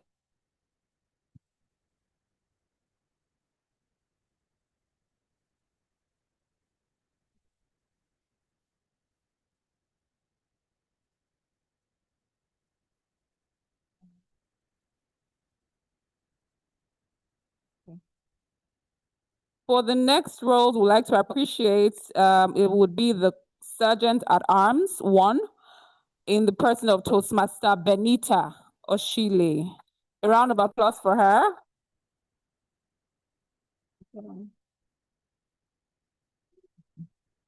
And while she's coming up, the Sergeant at Arms 2, Toastmaster Mohammed Kabir, can also come forward.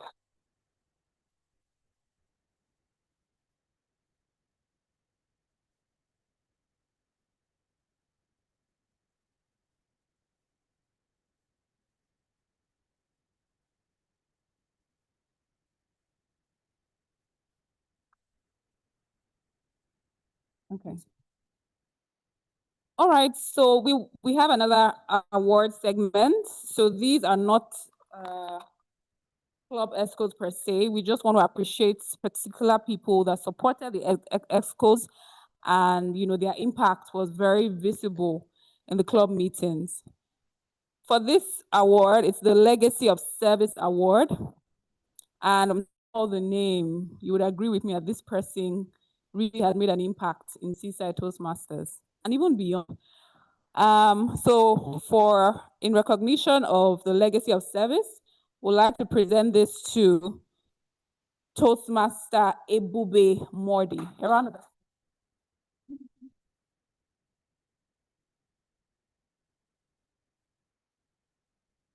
Thank you.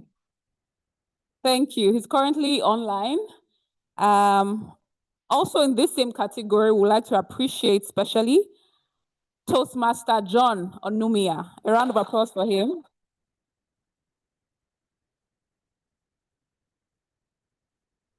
And last but not the least, we'd like to also appreciate in this same category our precipitous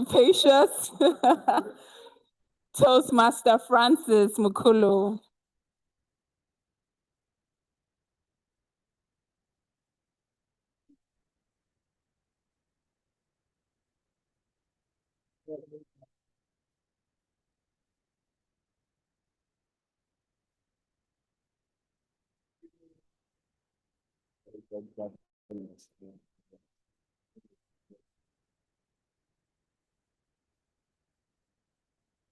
Okay, so for this category, it's for the Orators Gavel Club.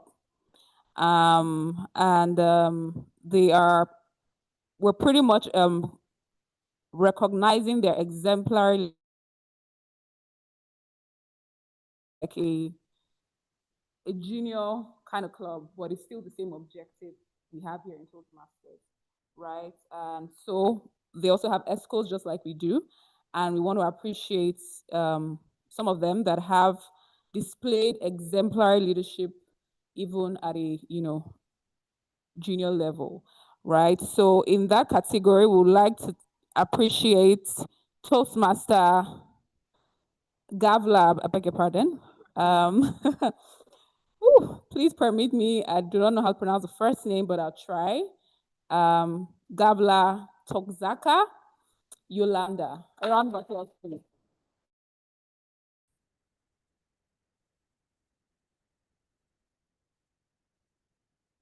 I get the pronunciation.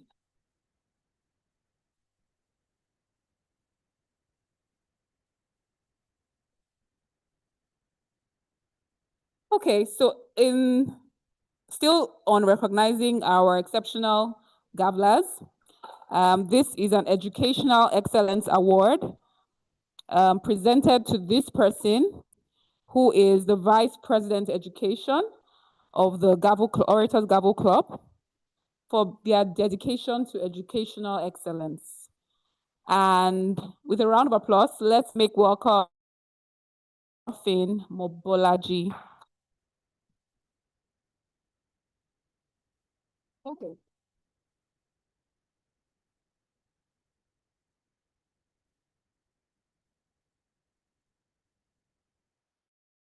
We would like to appreciate the Vice President membership, who is also a member of the Gavel Club, Orators Gavel Club, in the person of Gavla Oderinde Gideon. A round of applause, please.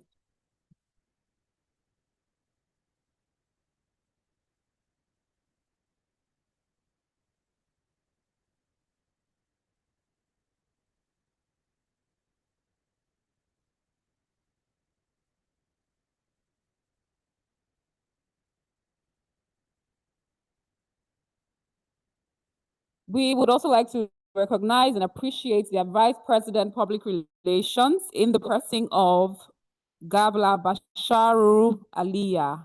A round of applause, please.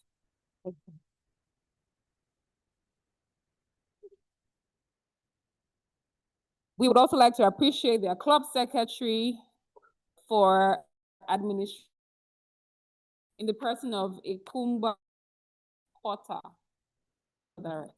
A round of applause, please. Excellent, yeah. We would like to appreciate the club secretary too, in the person of Olusheyi Moyo. A round of applause, she's here.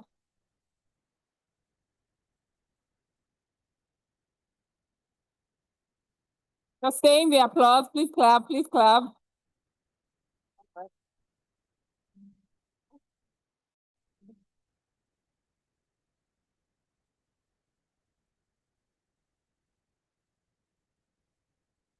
Okay, so we're moving on to the treasurer for the Orators Gavel Club, and we'd like to recognize this person for their financial stewardship. Can we give a round of applause to Gavla Oshinowo Ayotomiwa?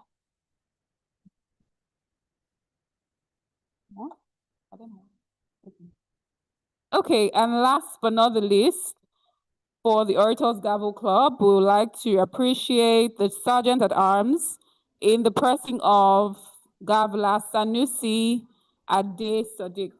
A round of applause for him.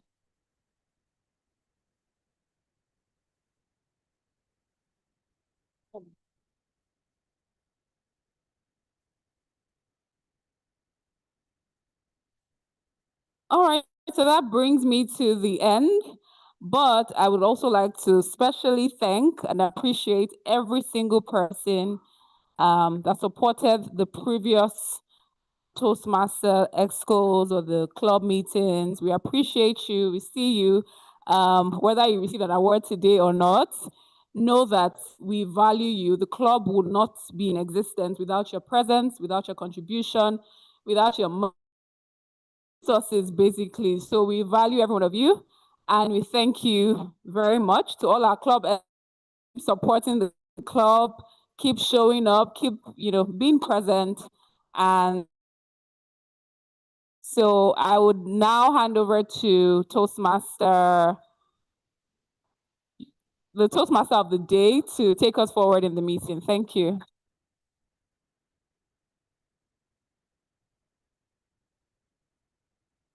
Thank you very much, Seaside Toastmasters. I can see that time is no longer on our side. Right now, we would like to induct the new excos. All right, okay. So to do this, I'd like to bring up Toastmaster Francis Mukolu to guide us through this ceremony. Please celebrate him.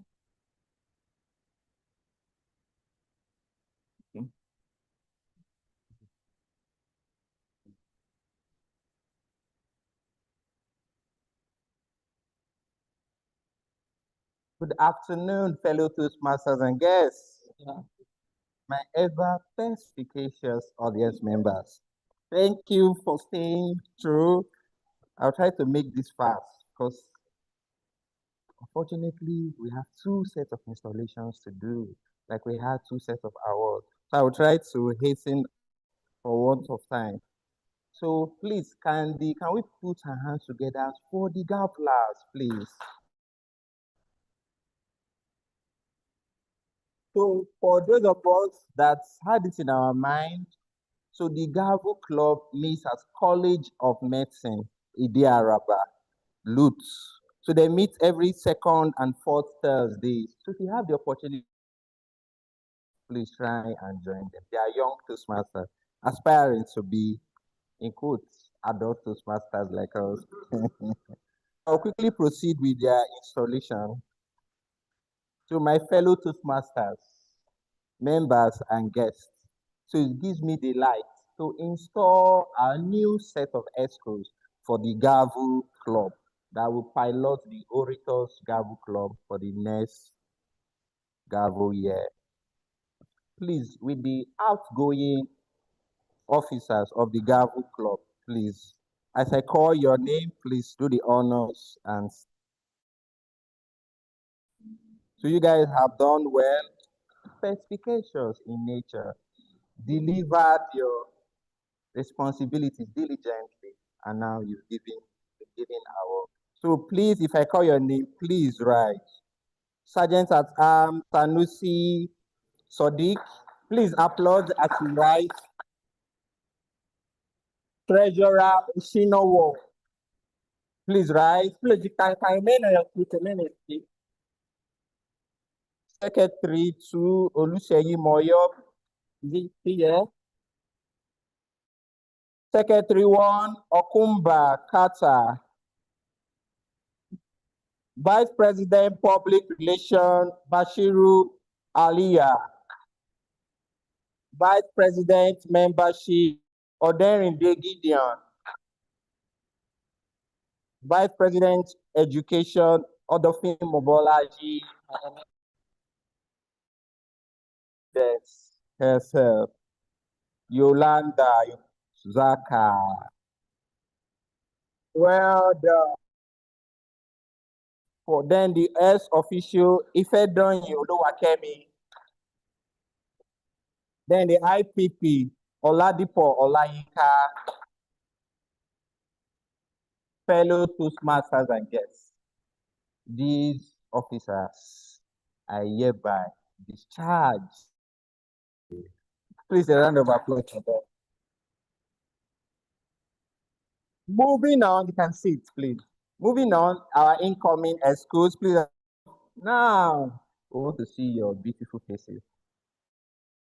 As I call your name. Order. So for the incoming ESCO members for the 2026-2027 Toastmasters year, Sergeant at Arms Mike Gold Safo Asham.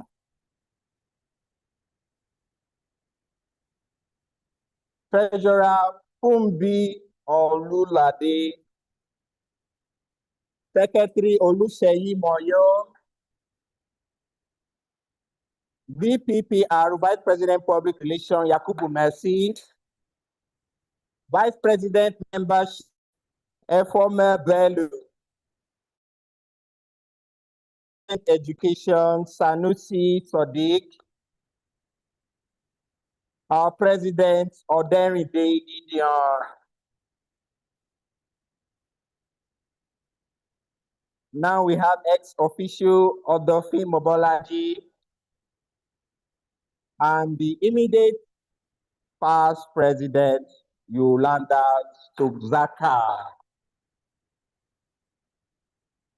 Thank you very much. So I hereby the task ahead is not an easy one. So I hope you all are ready for the challenges ahead. Are you ready? I can't get a response. Are you ready for the challenges ahead? And are ready to surmount them? So I'll briefly start with the Sergeant Arm. Sergeant at Arm, come close. So please, can we say in that order, Sergeant at Arms, Treasurer, Secretary, Sergeant at Arms, Treasurer, Secretary, VPPRO, VPM, and VP. So hold this. As the Sergeant at Arms, the duties of the Sergeant at Arms are to make sure, so when I'm done, say, I will. Are to make sure that all supplies and materials are properly distributed or displayed at meetings. Greet guests and call the meeting to order at the scheduled time. I give you this gavel as a symbol of discharge. Will you perform these duties to the best of your ability? Please, a round of applause. Hand over some change. Thank you very much. And now to the treasurer. The duties of the treasurer are to collect dues. You know the importance of money. Will you be perspicacious in that regard? And send the dues to Toastmasters International. Will you perform these duties to the best of your ability? That is not convincing enough. Thank you very much. Please, a round of applause to the secretary.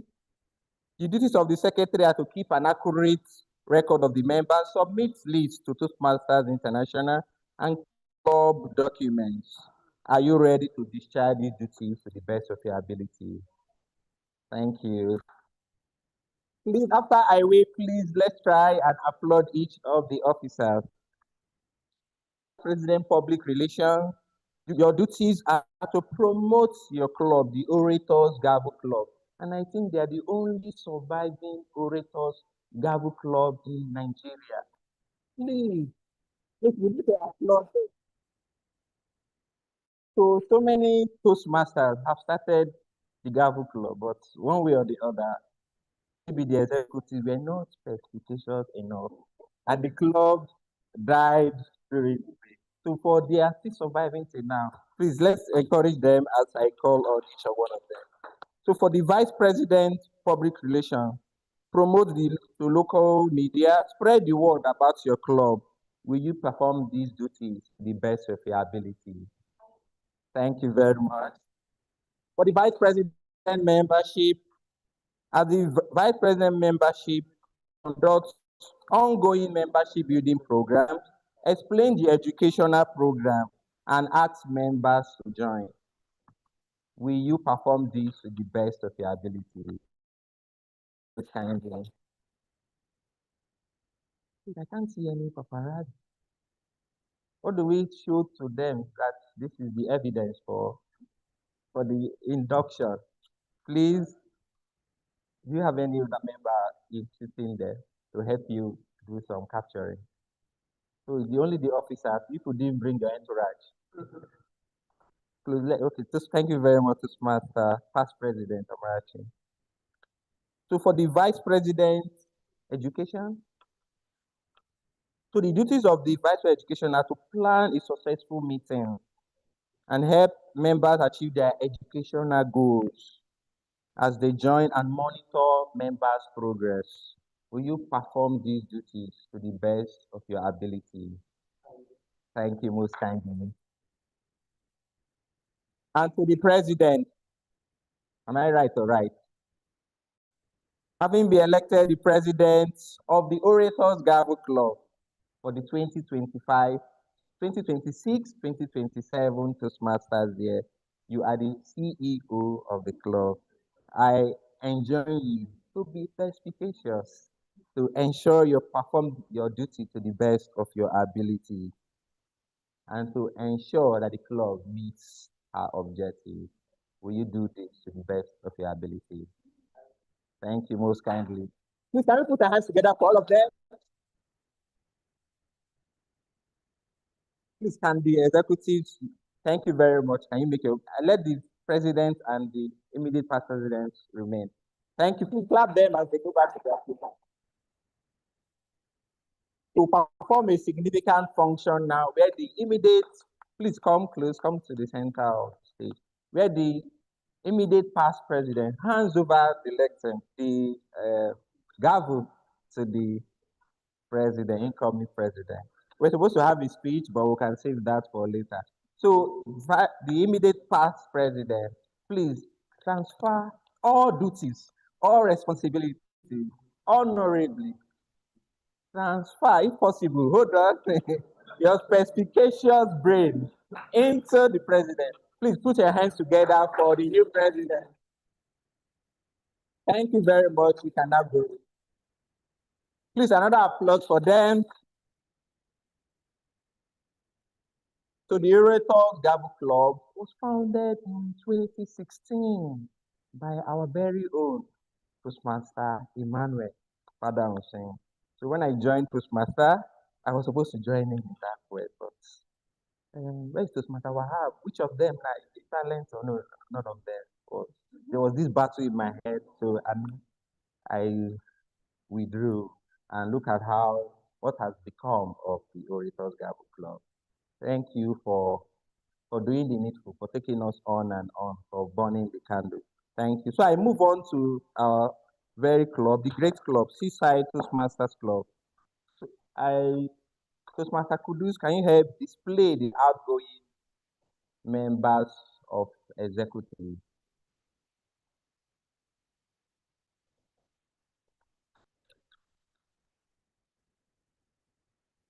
So we have those that serve the club perspicaciously in the last Toastmasters year for our very own darling club, Seaside Toastmasters Club. Our IPP Toastmaster Ebube Modi, please applaud. Our sergeant at arms, please stand. Toastmaster Mohammed Kabir. Toastmaster Benita Oshile, please stand. Our treasurer, Toastmaster Ime. I will leave the others. Toastmaster Miriam Oke. Toastmaster Chiwendu. Toastmaster Miri Aladimeyi. Toastmaster Oluwatosin Alayabe, our BPPR. Then Toastmaster Abibat Oyeni. Then we have Toastmaster Grant Oti. We have Toastmaster Odunola Abayomi as our Vice President membership. And we have Toastmaster Marvelous Ichuku as the Vice President Education too.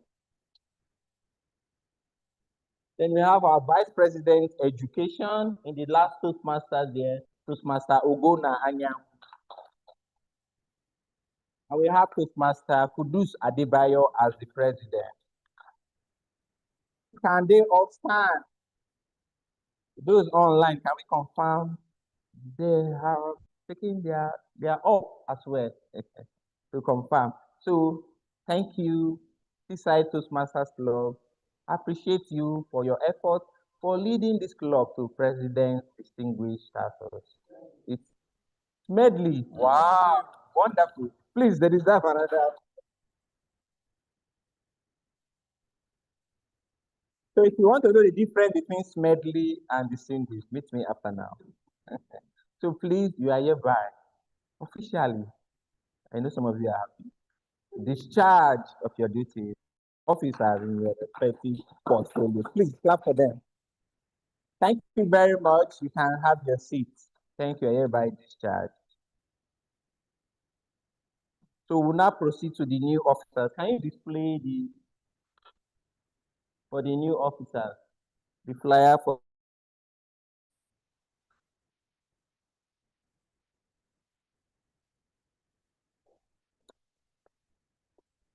Thank you most kindly as we wait for that.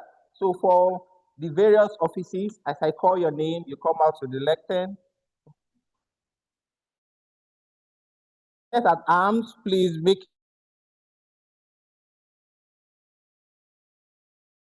on the screen. Senate at arms, who is the Senate at arms for the 2020? Toastmaster Idukun Bamibade, please make your way. Stay by my side. Thank you. Welcome. Toastmaster Oluwato, you see, okay? Okay. Then the treasurer, we have Toastmaster Wadyuso Wabo. Then we have the treasurer one, Odunola Abayomi.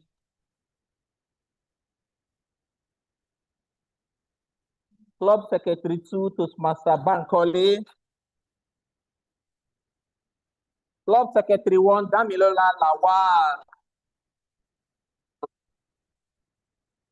Vice President Public Relations, Toastmaster Emmanuel Oluborode. Vice President, Public Relations 1, Toastmaster Mary Aladimei. Then for Vice President Membership 2, Toastmaster Ime Bon. Vice President Membership 1, Toastmaster Austin. Who's there? Vice President Education 2, Toastmaster Iko Essien. Vice President Education 1, our very own Oluwatoyin. Oluwatosin, thank you, my specification audience member.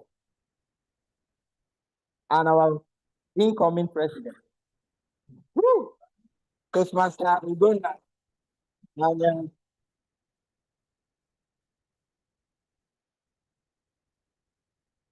like I asked the governors, are you ready for the challenges ahead? I want a perspicacious, voracious, vivacious answer. Are you ready for the challenges ahead?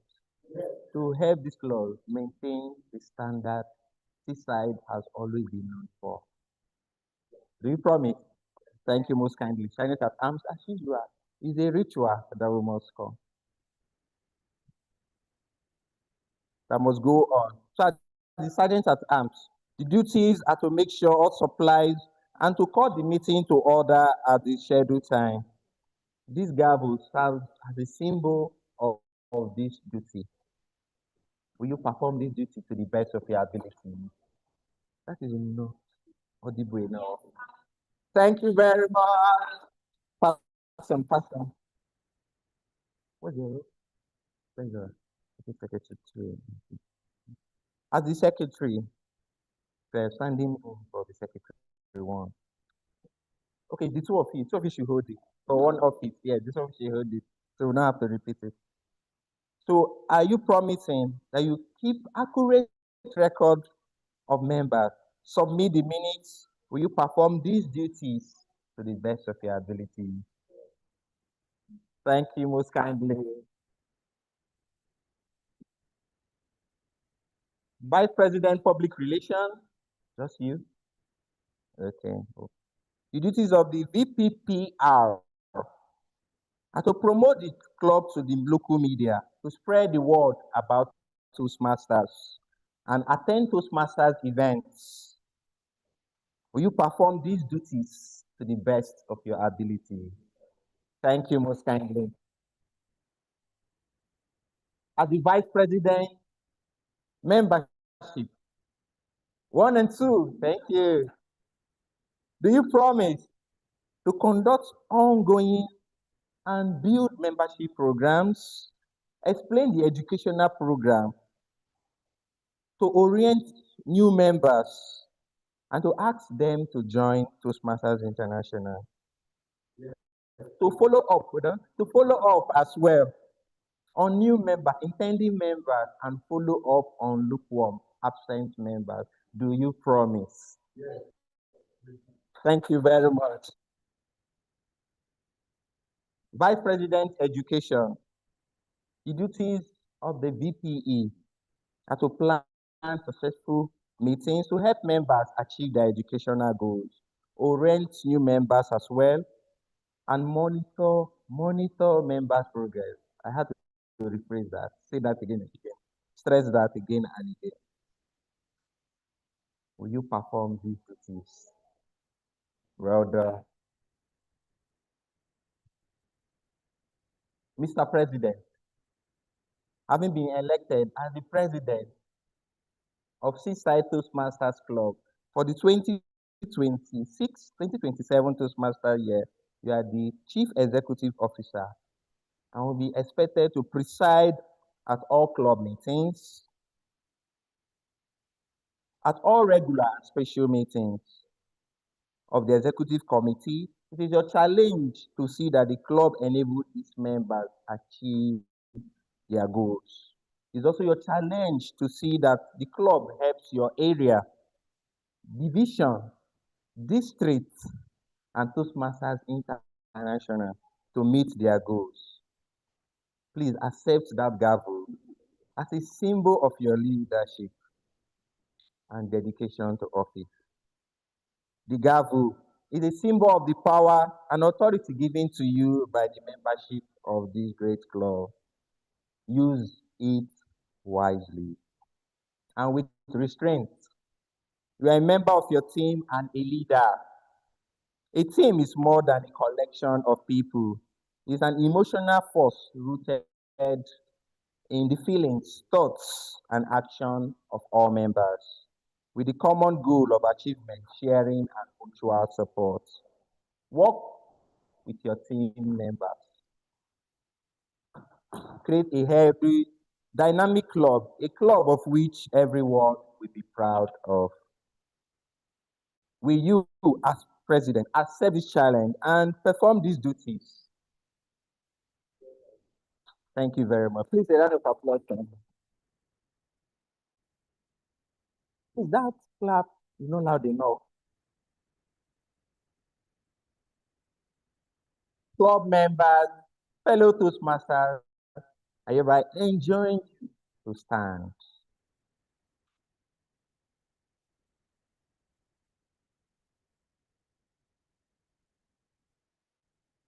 The growth and development of Seaside Toastmasters Club is all in your hands.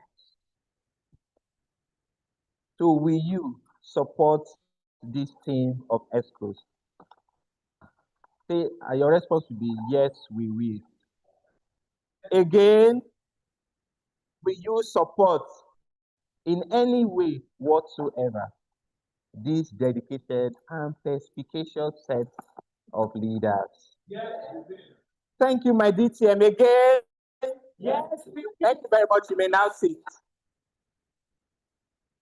So thank you very much, my new set of executives.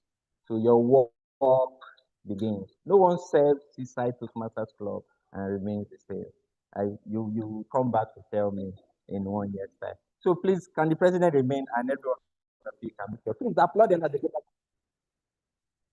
Mr. Immediate Past President.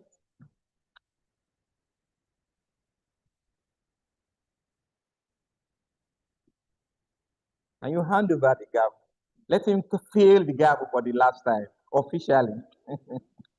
You have the last time. You have the thing.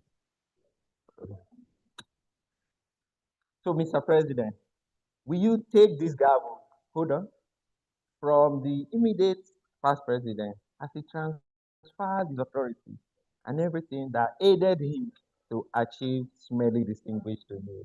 Please accept the gavel as a symbol of authority for the incoming Toastmasters.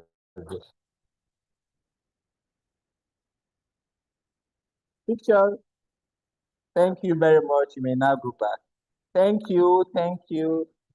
I did very time. I did not. So thank you all. So this is the agenda for my own change of guard in 2018. I'm not sure you can recognize me in this picture as you will recognize me now. So fellow Toastmasters and guests, this is what we do at Seaside. So hold it in your heart. In the next year, maybe some of you will transition into different roles. And I definitely you would have been better for it. So thank you very much. I hereby hand over to the Toastmasters to continue the meeting.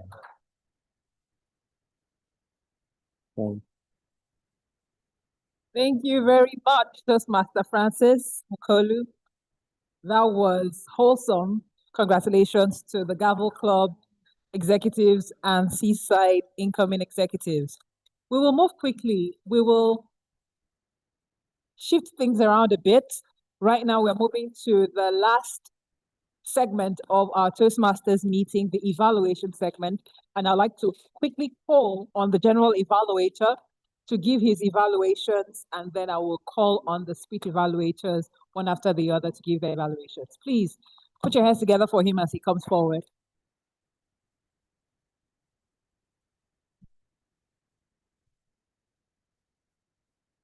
Have we had an amazing meeting? Congratulations to all the previous leaders and the incoming leaders. I actually wanted to start my evaluation by asking us to give another round of applause to the leaders. Now, let me explain why. When we experience something all the time, it's very easy to take it for granted, okay? Coming into your club, there's quite a few things I noticed that many clubs are struggling to do, and you are doing effortlessly. So let me begin with my commendation. The transition between your online audience and your in-person audience is almost, there's zero friction. I can tell you this morning, the VP was running to the back, running to the front, trying to switch on the Bluetooth headphones, and you guys did that in such an effortless way. So congratulations on that. The fact that you had a second timer online, I noticed they shared their screen. At the beginning, the SAA paused to confirm that the online audience was hearing what was going on. The SAA also paused for people to put their phones on vibrate. Very important. In an earlier meeting, a lot of phones were going off in the meeting. So all of these things are so important because people are coming here because they want to be their best. And when you remove this friction, you create a platform for people to experience their best. So once again, fantastic job to the leaders.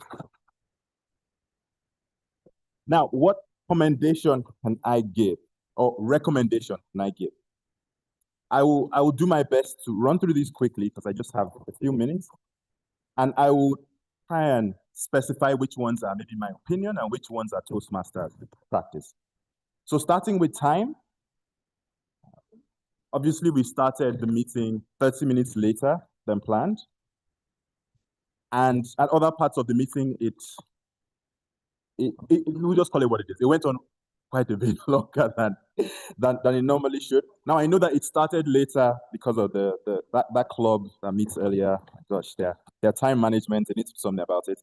I know that there's going to be some improvements there. But it is Toastmasters practice that we strive to keep to time. So notice that. The word of the day, perspicacious. I want to make a small recommendation that it would be helpful if in the agenda, right below, you put the definition of the word. Why? I forgot the word of the day the instant it was given. I knew what it sounded like, but what it meant, I completely forgot. I think Toastmaster Francis forgot as well. But I think it is something helpful to just encourage people to use the word of the day and know the context within which to use the word of the day. Now, the setup, I like that we have this here when people are taking pictures. I could suggest that maybe we move it in a way that you can see, because if you're taking a picture of me this way, you may not see what's behind. I also noticed, I didn't see the Nigerian flag. I don't know if that is Toastmasters practice or it is just an opinion, but I have noticed that the Nigerian flag is often, present in Toastmasters meetings. Some small grammatical things I noticed. Someone said, take mentoring very important. I would have thought you would say, we take mentoring very seriously, or mentoring is very important here. The agenda, the organization of the speeches, it seemed a bit random. I would have thought you would start with an icebreaker and then progress through level 1, project 2.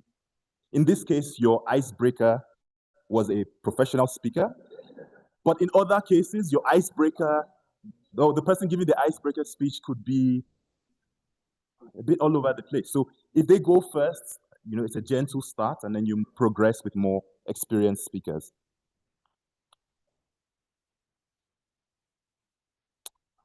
I think for time, I'm going to stop there. But again, fantastic speech. Some small recommendations. The choice to take it or leave it, but take whichever will allow you to keep progressing, because we are all striving to be better for tomorrow. Thank you for having me. Back to Senator.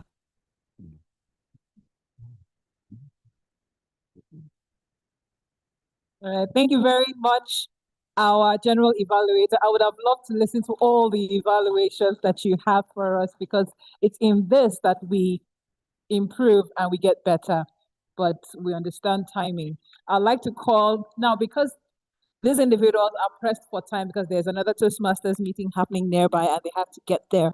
I would like to skip again and shift some things around. So I would like to call on our first evaluator for Toastmaster Emmanuel Oluborode, Toastmaster Wahab Badamasi, to please come forward and give him his evaluations quickly. Good afternoon, Toastmasters again.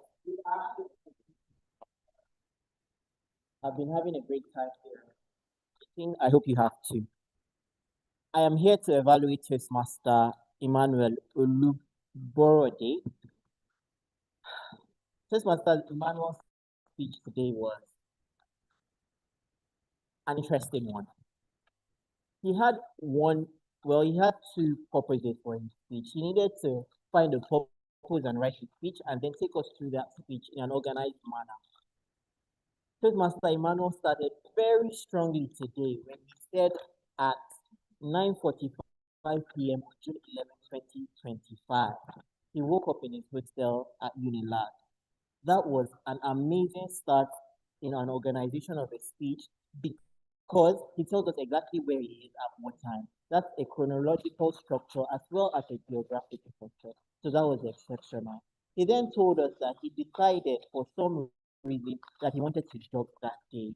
In doing that, he took a pause and said a fantastic statement that I heard the crowd respond to. He said, doing things I've never done before because I'm becoming the person I've never been before. The crowd went, we all felt it. That is audience connection. Fantastic job, Toastmaster Emmanuel. After that, he told us that he jogged, and as he jogged, he went on to DLI, Distance Learning Institute, which was in another good progression in his speech, because like I said, geographically, he woke up at his hostel and now he's at DLI. So he was going and going and going, and it was fantastic to see. Very brilliant opening to your speech up until that point. I commend you for all that. Now I must recommend. Toastmaster Emmanuel, today I saw your speech and I was quite excited as I followed through the structure. I did notice that you got stuck at a particular point, and I must commend you again because you tried to continue. However, sometimes you get stuck. So what I would recommend for you are two things. Number one is, with the Pathway project, I would recommend that you repeat this speech. I would recommend that you focus on the purpose of the speech alone. I felt you were trying to juggle a few things with your vocal variety and speed. There are other projects for that. For right now, just focus on the structure of the speech, and I look forward to listening to that speech. Secondly, you paced quite a lot around this area. I felt that you could stand with purpose and just deliver your message. And when you want to move, it has to do with something in your message. For example, when you jog to DLI, you can walk to DLI to show us that you made a difference in your story. Altogether, Toastmaster Emmanuel, like I said, you are a magnificent speaker. You have all the makings of someone who is going to wow global crowds, and I cannot wait to see that day. Thank you very much. All right, next up is immediate past president. I'm going to be doing this pretty quickly. Toastmaster Kudus Adebayo, please come forward and give Toastmaster Olivia her evaluations. Thank you. Toastmaster Olivia is a speech I have waited for 3 years. So can you hear me? Olivia, okay, yes, she can hear me. I've waited for this speech for 3 years, and I'm happy that she actually delivered. You know, when she started, one thing that I was mesmerized about was her camera placement. I think our camera placement showed someone who is a professional, just like our icebreaker speaker. She was really placed well at the center of the camera, and our lighting was really good. Well done, Toastmaster Olivia. When you do that, you already pass a message that yes, you are well prepared. I think you started with a human when you said, "Oh, this profile is outdated." We all know. And yes, it's actually outdated because I think that was the profile that was used for 3 years ago.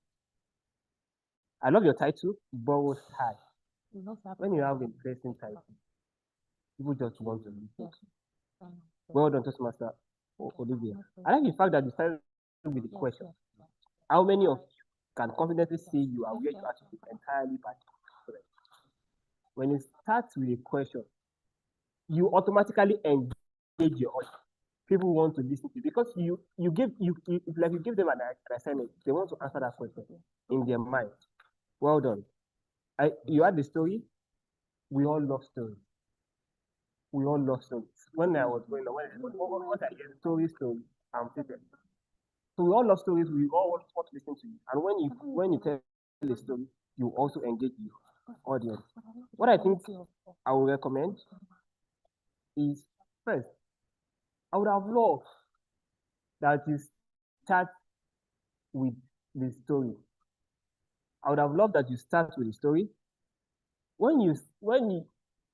If your story came in the middle, and if you started with it, it would have caught more attention than you just bringing it in the middle. I would have loved to hear the things AI said, the things AI did. Why do people keep following AI? What are those things that AI was doing that kept changing lives? I would have loved to hear them. You just told us AI was doing. You just told us AI was doing those things, but you never told us the thing that it was doing. You would have painted a picture to us, and that would have passed a better message. I think you should have given AI a name, even if you don't want to give us his real name. Maybe you would have given him any name. Maybe Muhammad Kabir or anyone at all. But most importantly, I love when you said no one can benefit from a mentorship until they shape their mind. I think that's the call of action to all of us. We all need to shape our minds so that we can actually benefit from mentors. And according to Isaac Newton, as you have said, if I have seen the future, it is by standing on the shoulders of giants. It's over to you. Thank you very kindly, Toastmaster Kudos. Very well done. Moving on, I would like to call on our next evaluator, Toastmaster Ime Basi, who will be evaluating Toastmaster Damilola Lawal.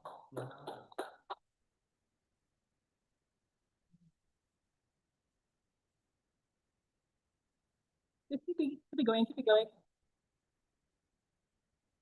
Hope this mic is working.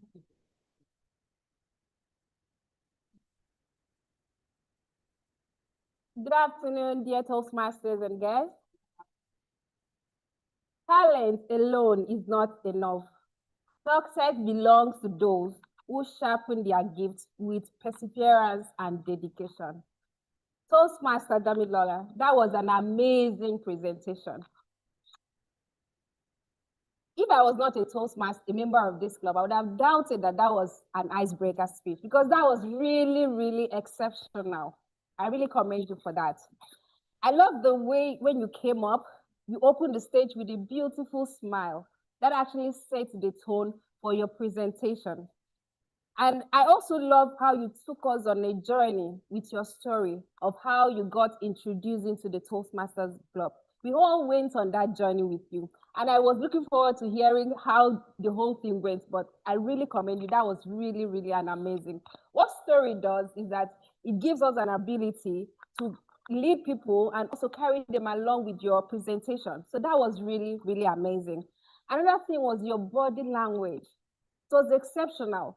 When you said, you get up, and you turned and said, me, That was really beautiful. I think you are a good actress because I love I love what you did. However, these are my few recommendations. Your pacing and pauses.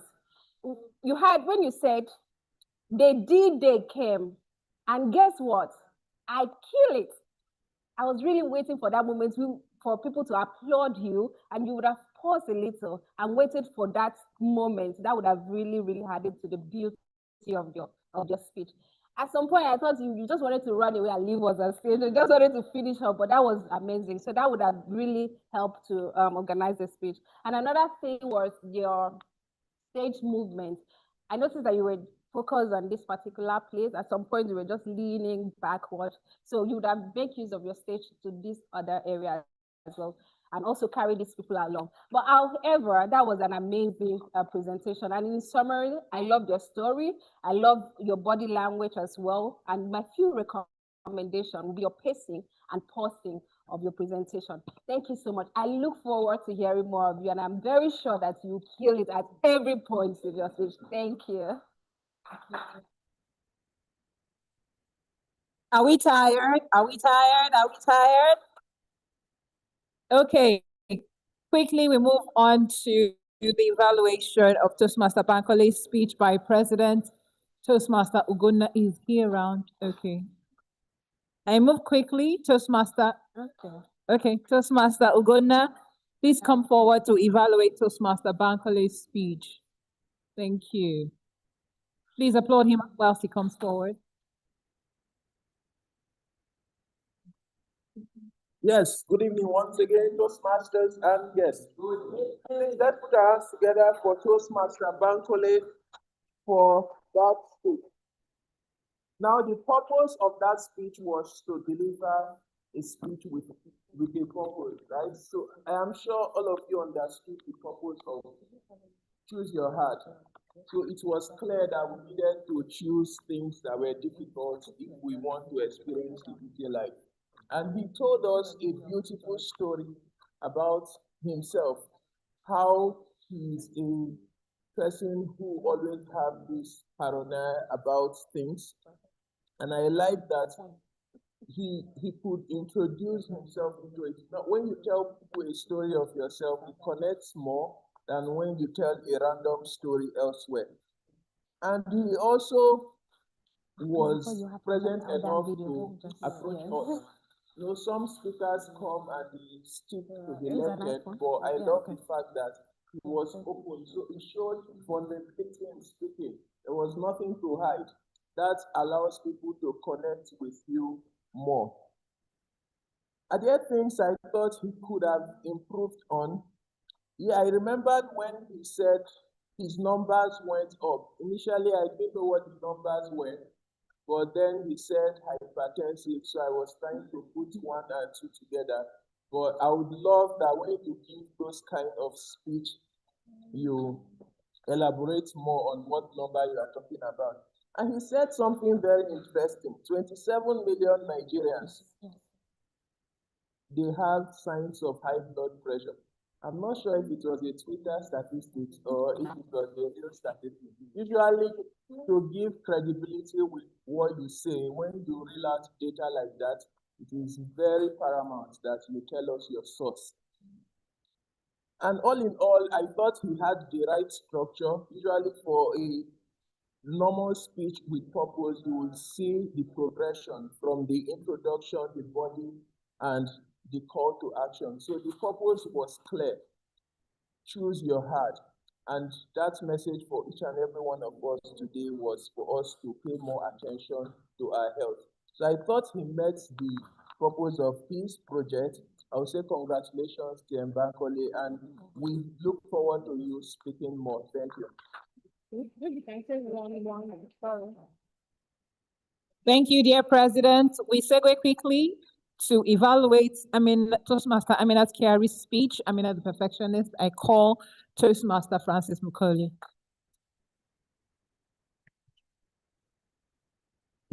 Evaluate the perfectionist by a non-perfectionist. Let's see how it goes. Please, can we pay attention? I can see so many persons scribbling on their phones, caressing, romancing their phone. Please, you know you remain my perspicacious audience. Don't lose that perspicaciousness.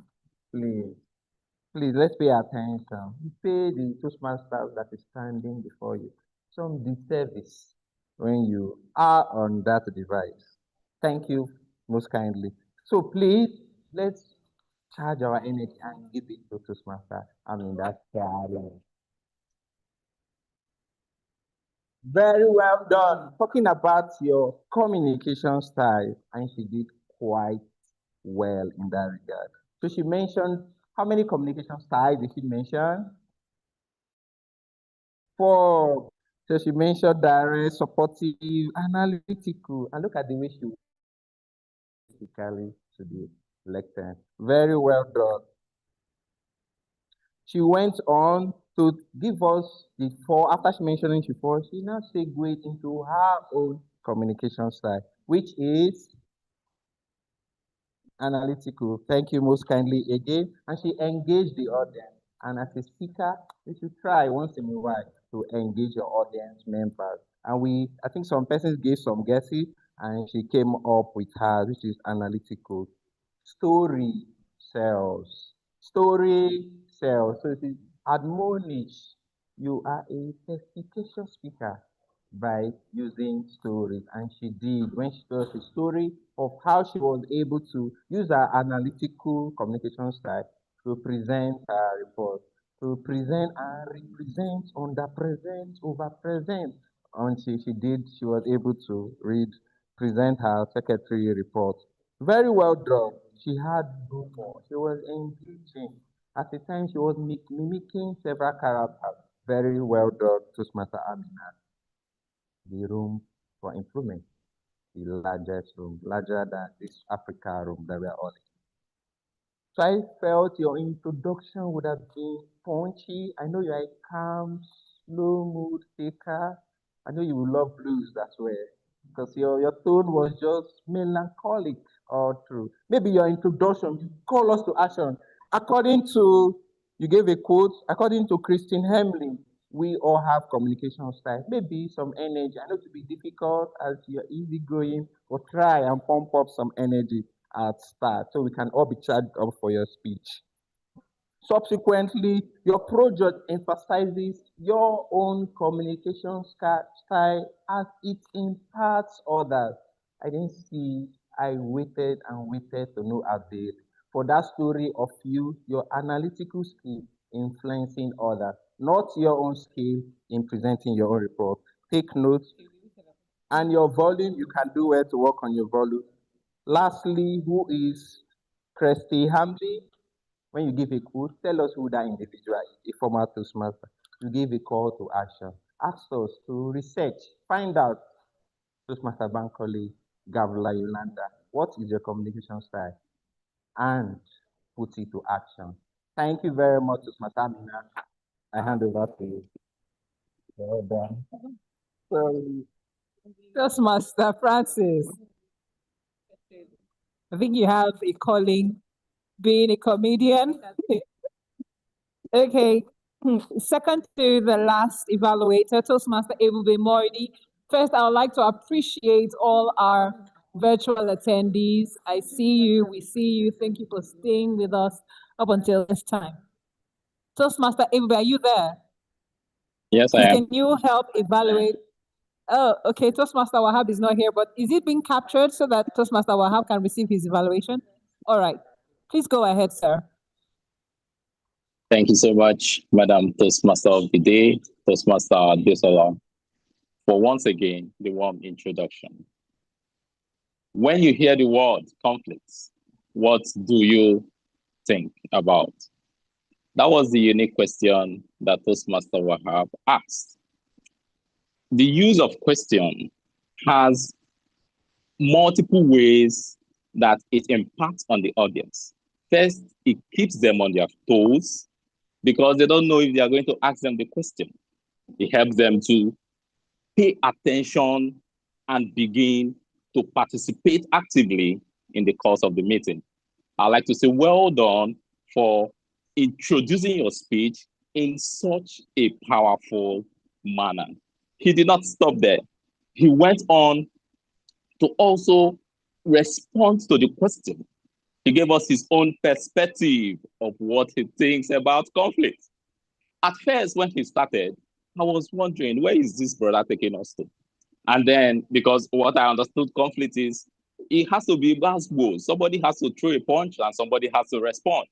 But it took me to a habitat that I'm not familiar with. And then he began to break it down. He started by telling us a story, the bigger picture about Mr. Consistency, about Mr. Talent. And then he came back to the natural habitat that I'm familiar with.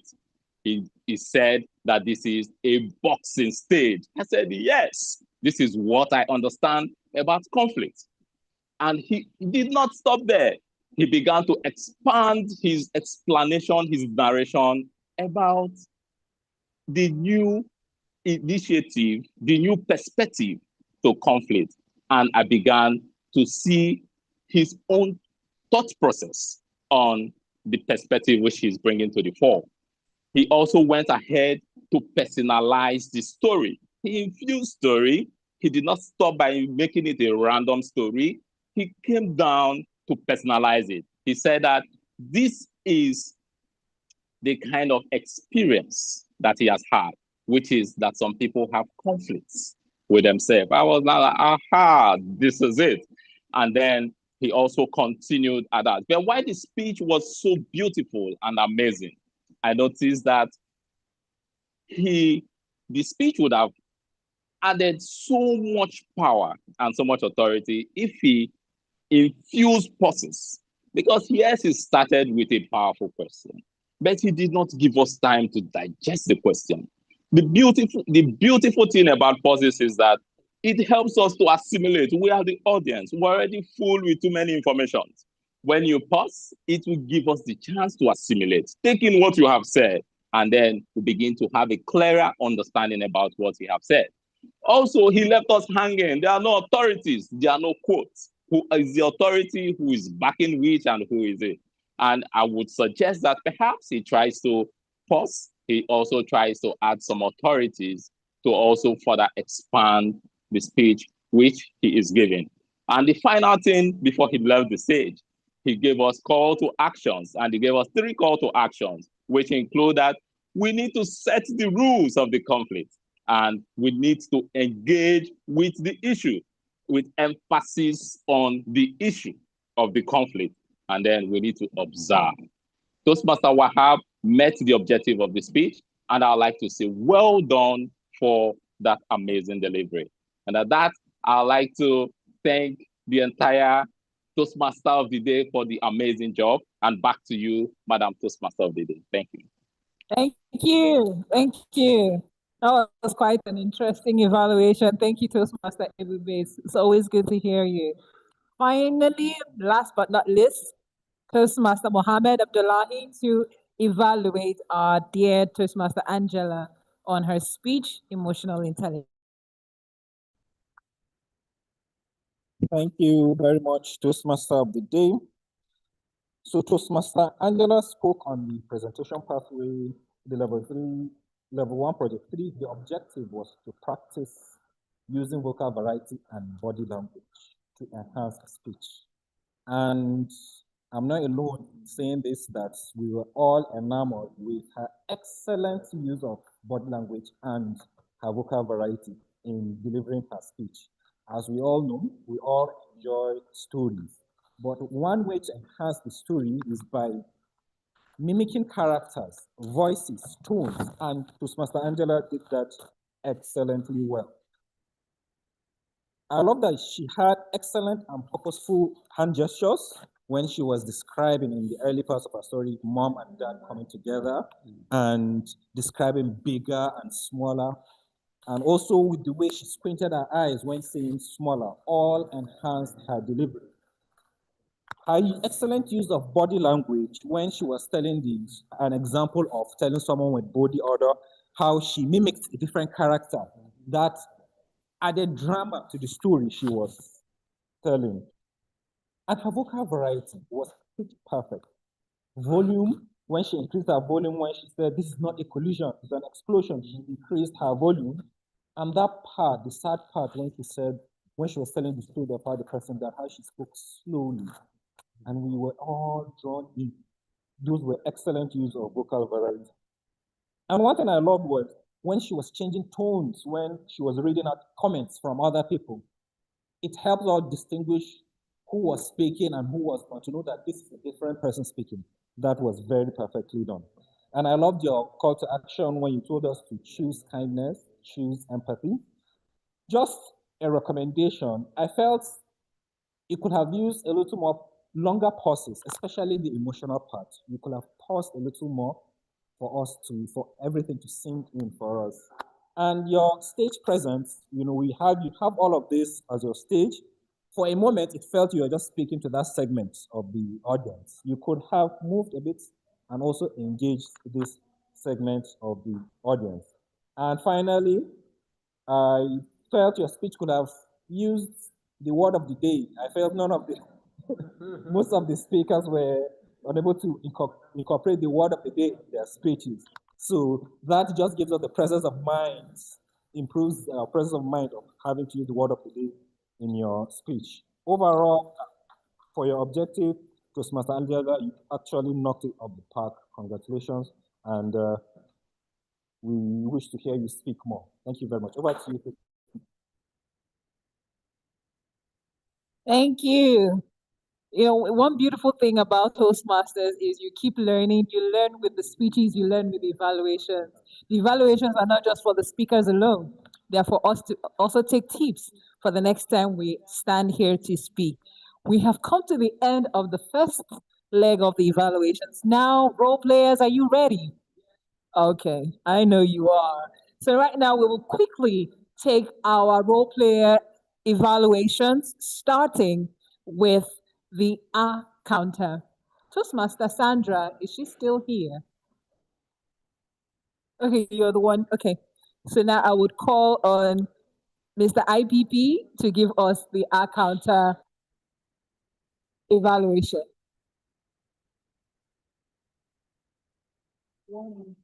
Thank you. It was a specification photo. So we didn't have many hats. For Toastmaster Oluwatosin, he's first speaking for very few minutes, gave 2 hours. Toastmaster Olivia, after waiting for 3 years, gave 1 Toastmaster Ine 1, Toastmaster Damilola, despite being a professional speaker, gave 1 and Toastmaster Pankole 1. What do we tell them? Don't do it again. When we give speeches, let's our best to make a really big silhouette because they take out of the quality of our speech. So that's it. Thank you. Thank you. That was quick and concise. Thank you. I will now call on Madam Grammarian. We have been waiting for this moment. So please come and tell us how well we fared with the grammar of today. Perspicacious. All right. Please come forward. Yes.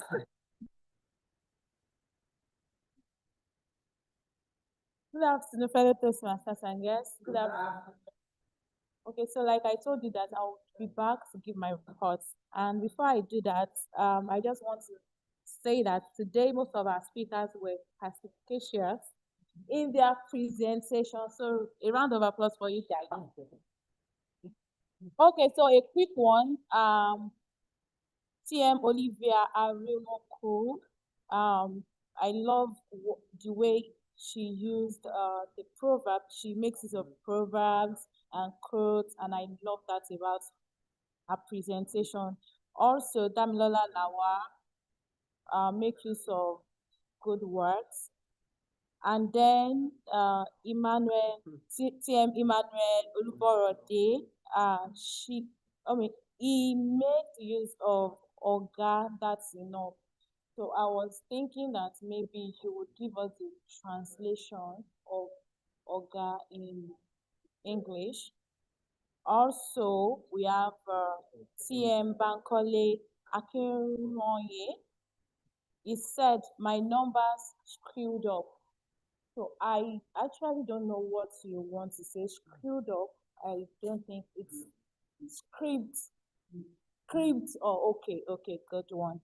And then thanks to TM Francis Mokolu for making use of the word of the day, and also TM Amina.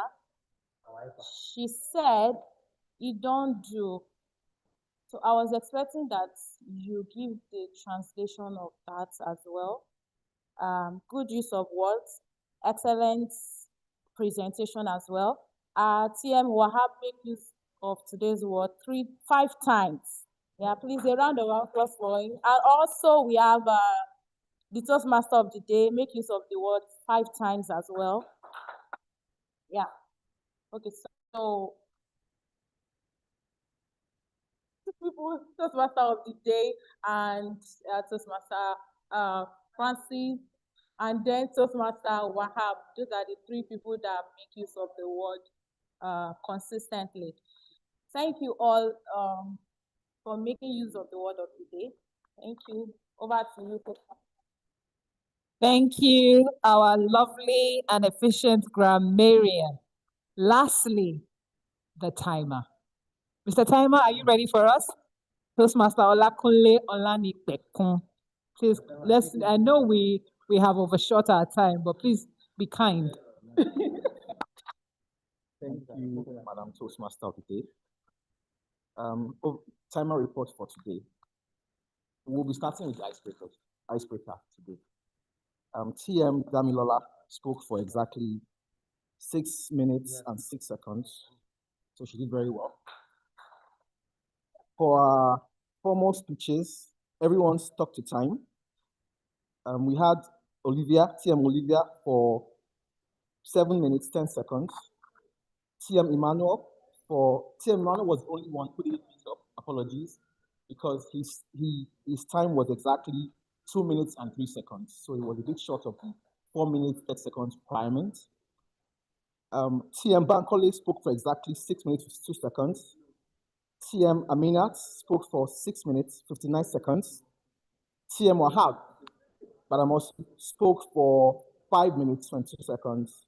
And TM Angela spoke for 7 minutes, 23 seconds. Please, can we give them a round of applause? Now to our evaluators. TM Kudus spoke for 3 minutes, 29 seconds. TM Ima spoke for 2 minutes, 27 seconds. TM Wahab spoke for 3 minutes, 16 seconds. TM Ugona spoke for 22 minutes, 34 seconds. TM Francis overshot by 3 seconds. He spoke for 3 minutes, 33 seconds. TM Ebube spoke for 4 minutes, 2 seconds. And TM Mohammed spoke for 2 minutes, 56 seconds. Thank you very much. Over to you. Thank you. Thank you very much. Ladies and gentlemen, I think we can now breathe. We can now heave a sigh. We have come to I think there's a word I like to use, denouement. Is that right? Denouement, like to the end of the closing? Yes. That's what we learn these things at Toastmasters. Thank you very much. So, ladies and gentlemen, it's been an honor. It's been a privilege to serve as your Toastmaster of the day since 1:30 p.m. My name is Toastmaster Adeshola Aladeshawi. I am a member of BSN Toastmasters Club in Ikeja GRA, but it's been a pleasure being here at Seaside. I hope to come again if you invite me. Thank you very much. And on this note, I'd like to hand over to my dear President, Toastmaster Gunnar. Thank you. Your Toastmaster and the best better for our Toastmaster of the day. We want to appreciate her for all the way from the school Netherlands Toastmasters Club, and you agree with me that she did an awesome job. Thank you all for staying with us up to this moment. Today is one of those days where we have to observe tradition, and it's a change of guard. It's done, and we've been here 3 hours or more. So I want to say a big thank you for your patience. I know this is not what should be expected.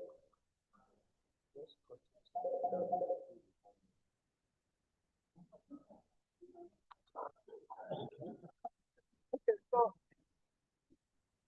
yes. So a few announcements before we go. Seaside Toastmasters Club, we are always excited to have new members join us. And for existing members, it's that time of the year when we start planning for our renewal. Renewal happens before the 31st of September. So you can be eligible for the new Toastmasters year starting on the 1st of October. Sorry, the new Toastmasters semester, right, in the same year. However, Toastmasters have had a few changes, and there's been a review of the renewal fees. Some of us might have seen in our emails. Please, we still have from now till the 3rd of August.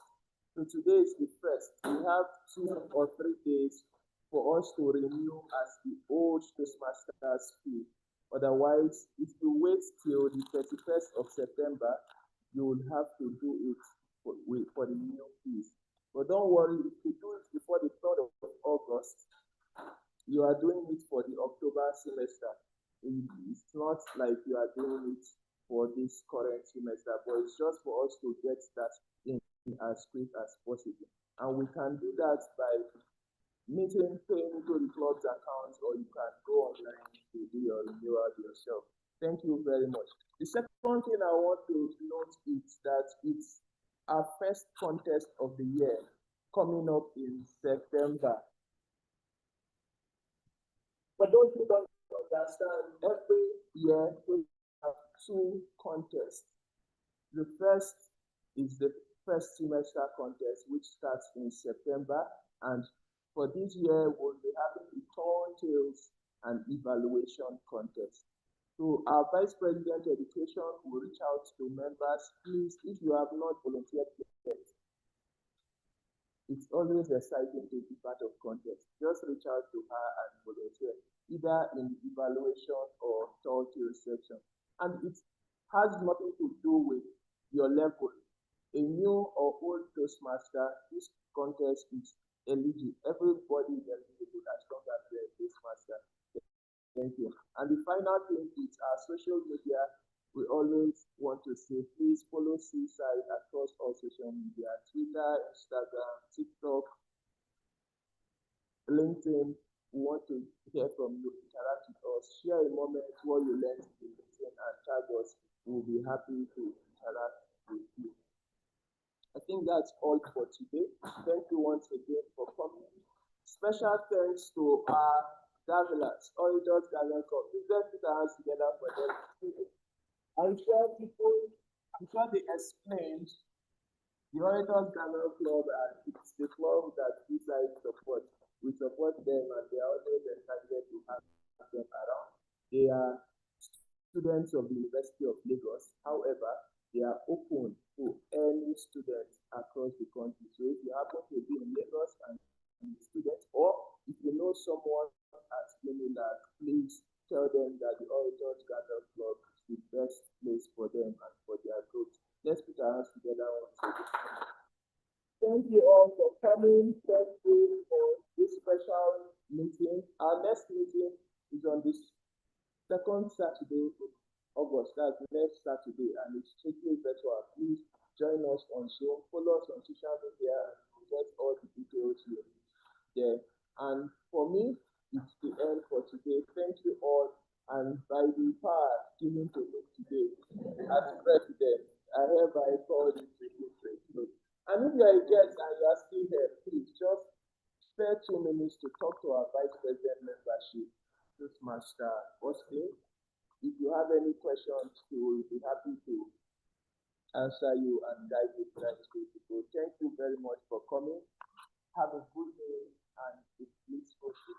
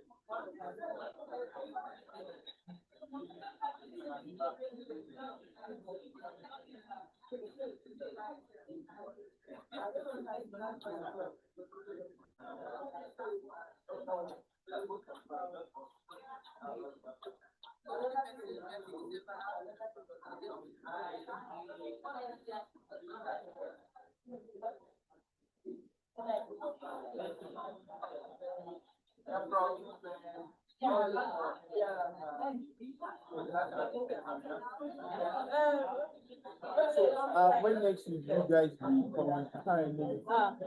When next week, because I know that you guys don't want to sign. I believe that, yeah, I believe you need to find more.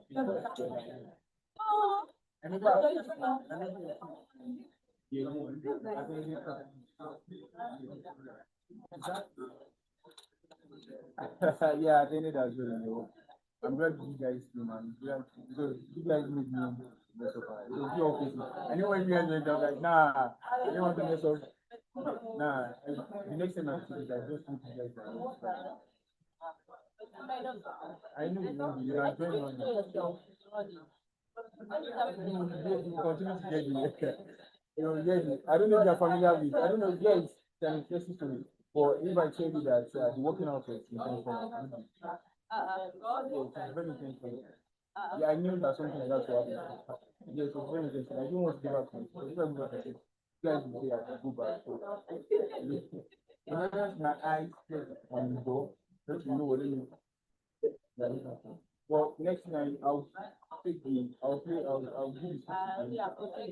Next one. So you guys can join online. I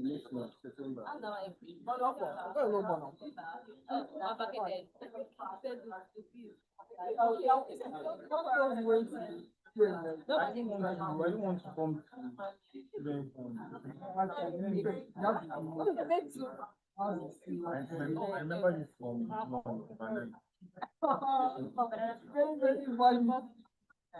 Yes, you can just overnight.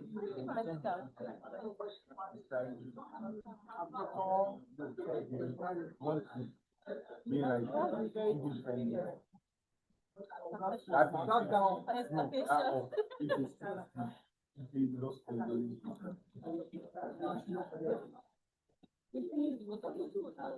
I remember your face. Not tired when I'm one on top of. Not that fast. Not that fast. You know, main board. You know, there's one sort of like. Yeah, there was a time we did over there. The nice meeting. Hopefully, you guys come out. Every person.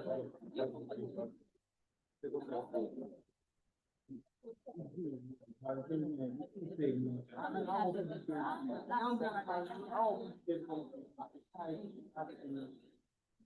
remember your face from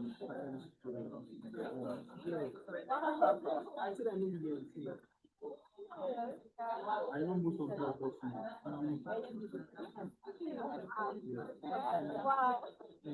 I'm not sure I know actually. Most of your things are yeah, I know. We all together at Catholic and overnight. Yeah. So I don't want to join. I know Aliyah as well. That's the important. I don't want to join students. I was like, it's a hotel and I let me come. Yeah, let me do it. Let me do my contact. Let me so I can just talk to her now. Yes.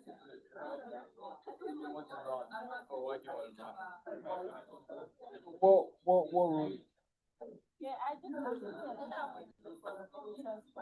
I just want to like okay, thank you so much.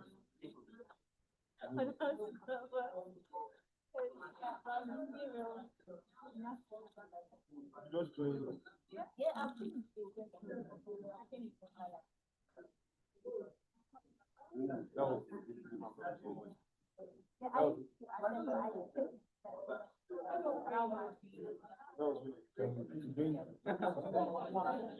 I'm doing my I give my class.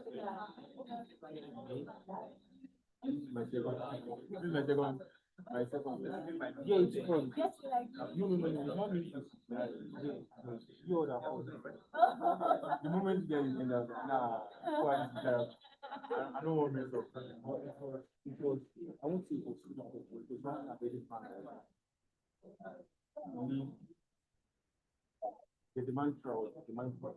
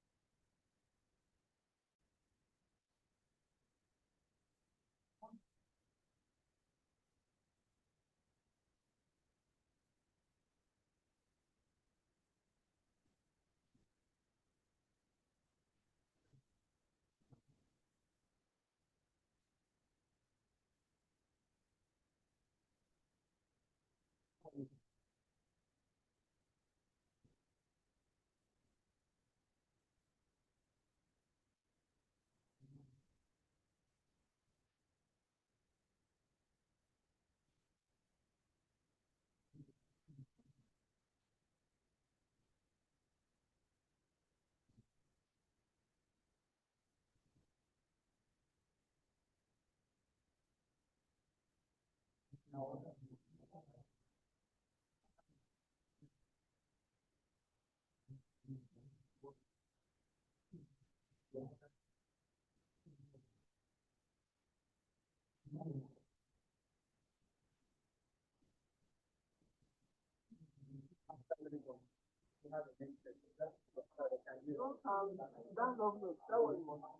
can keep them down. Do we have welcome to Toastmasters? The red one. The red one. You said the red one.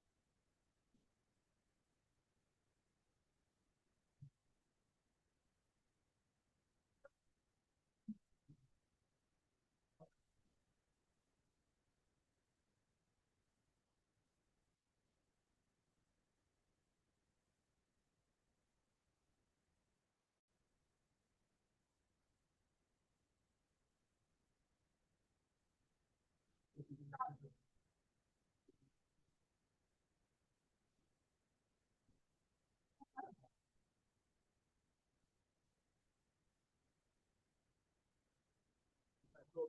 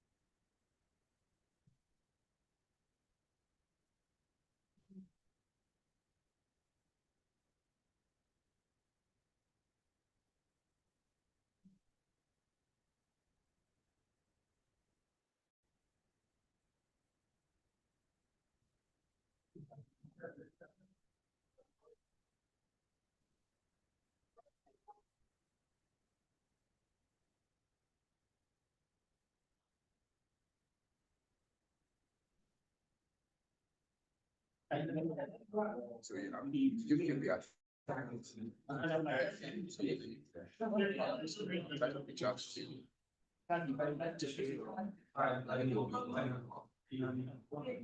I supposed to join. Oh yeah.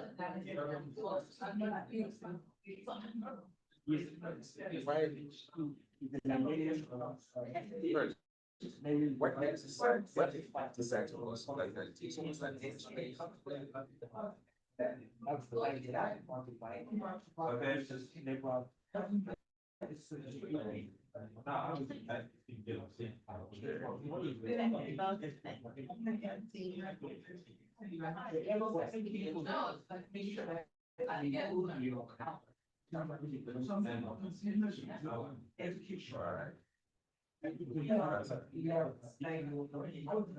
Searching for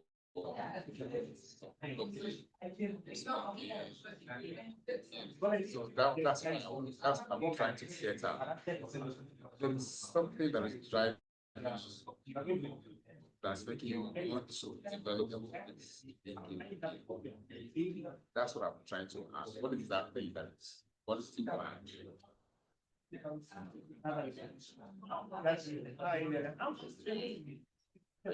Naturally shy, quiet person. You want to talk?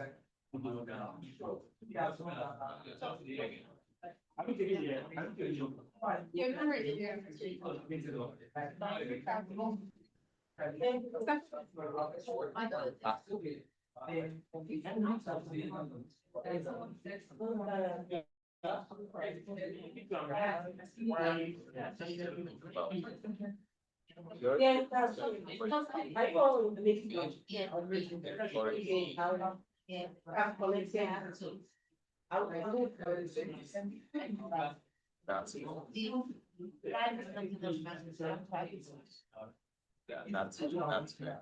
Possibly.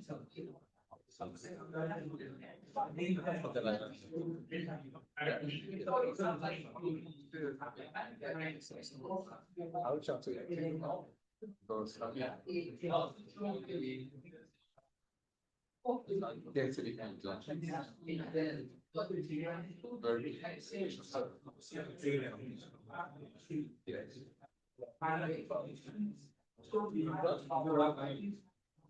I believe that is for this way.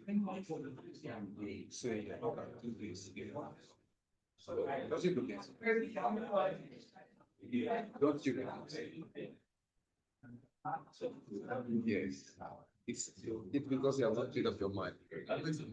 You make up your mind. So, most of that you want to sound good.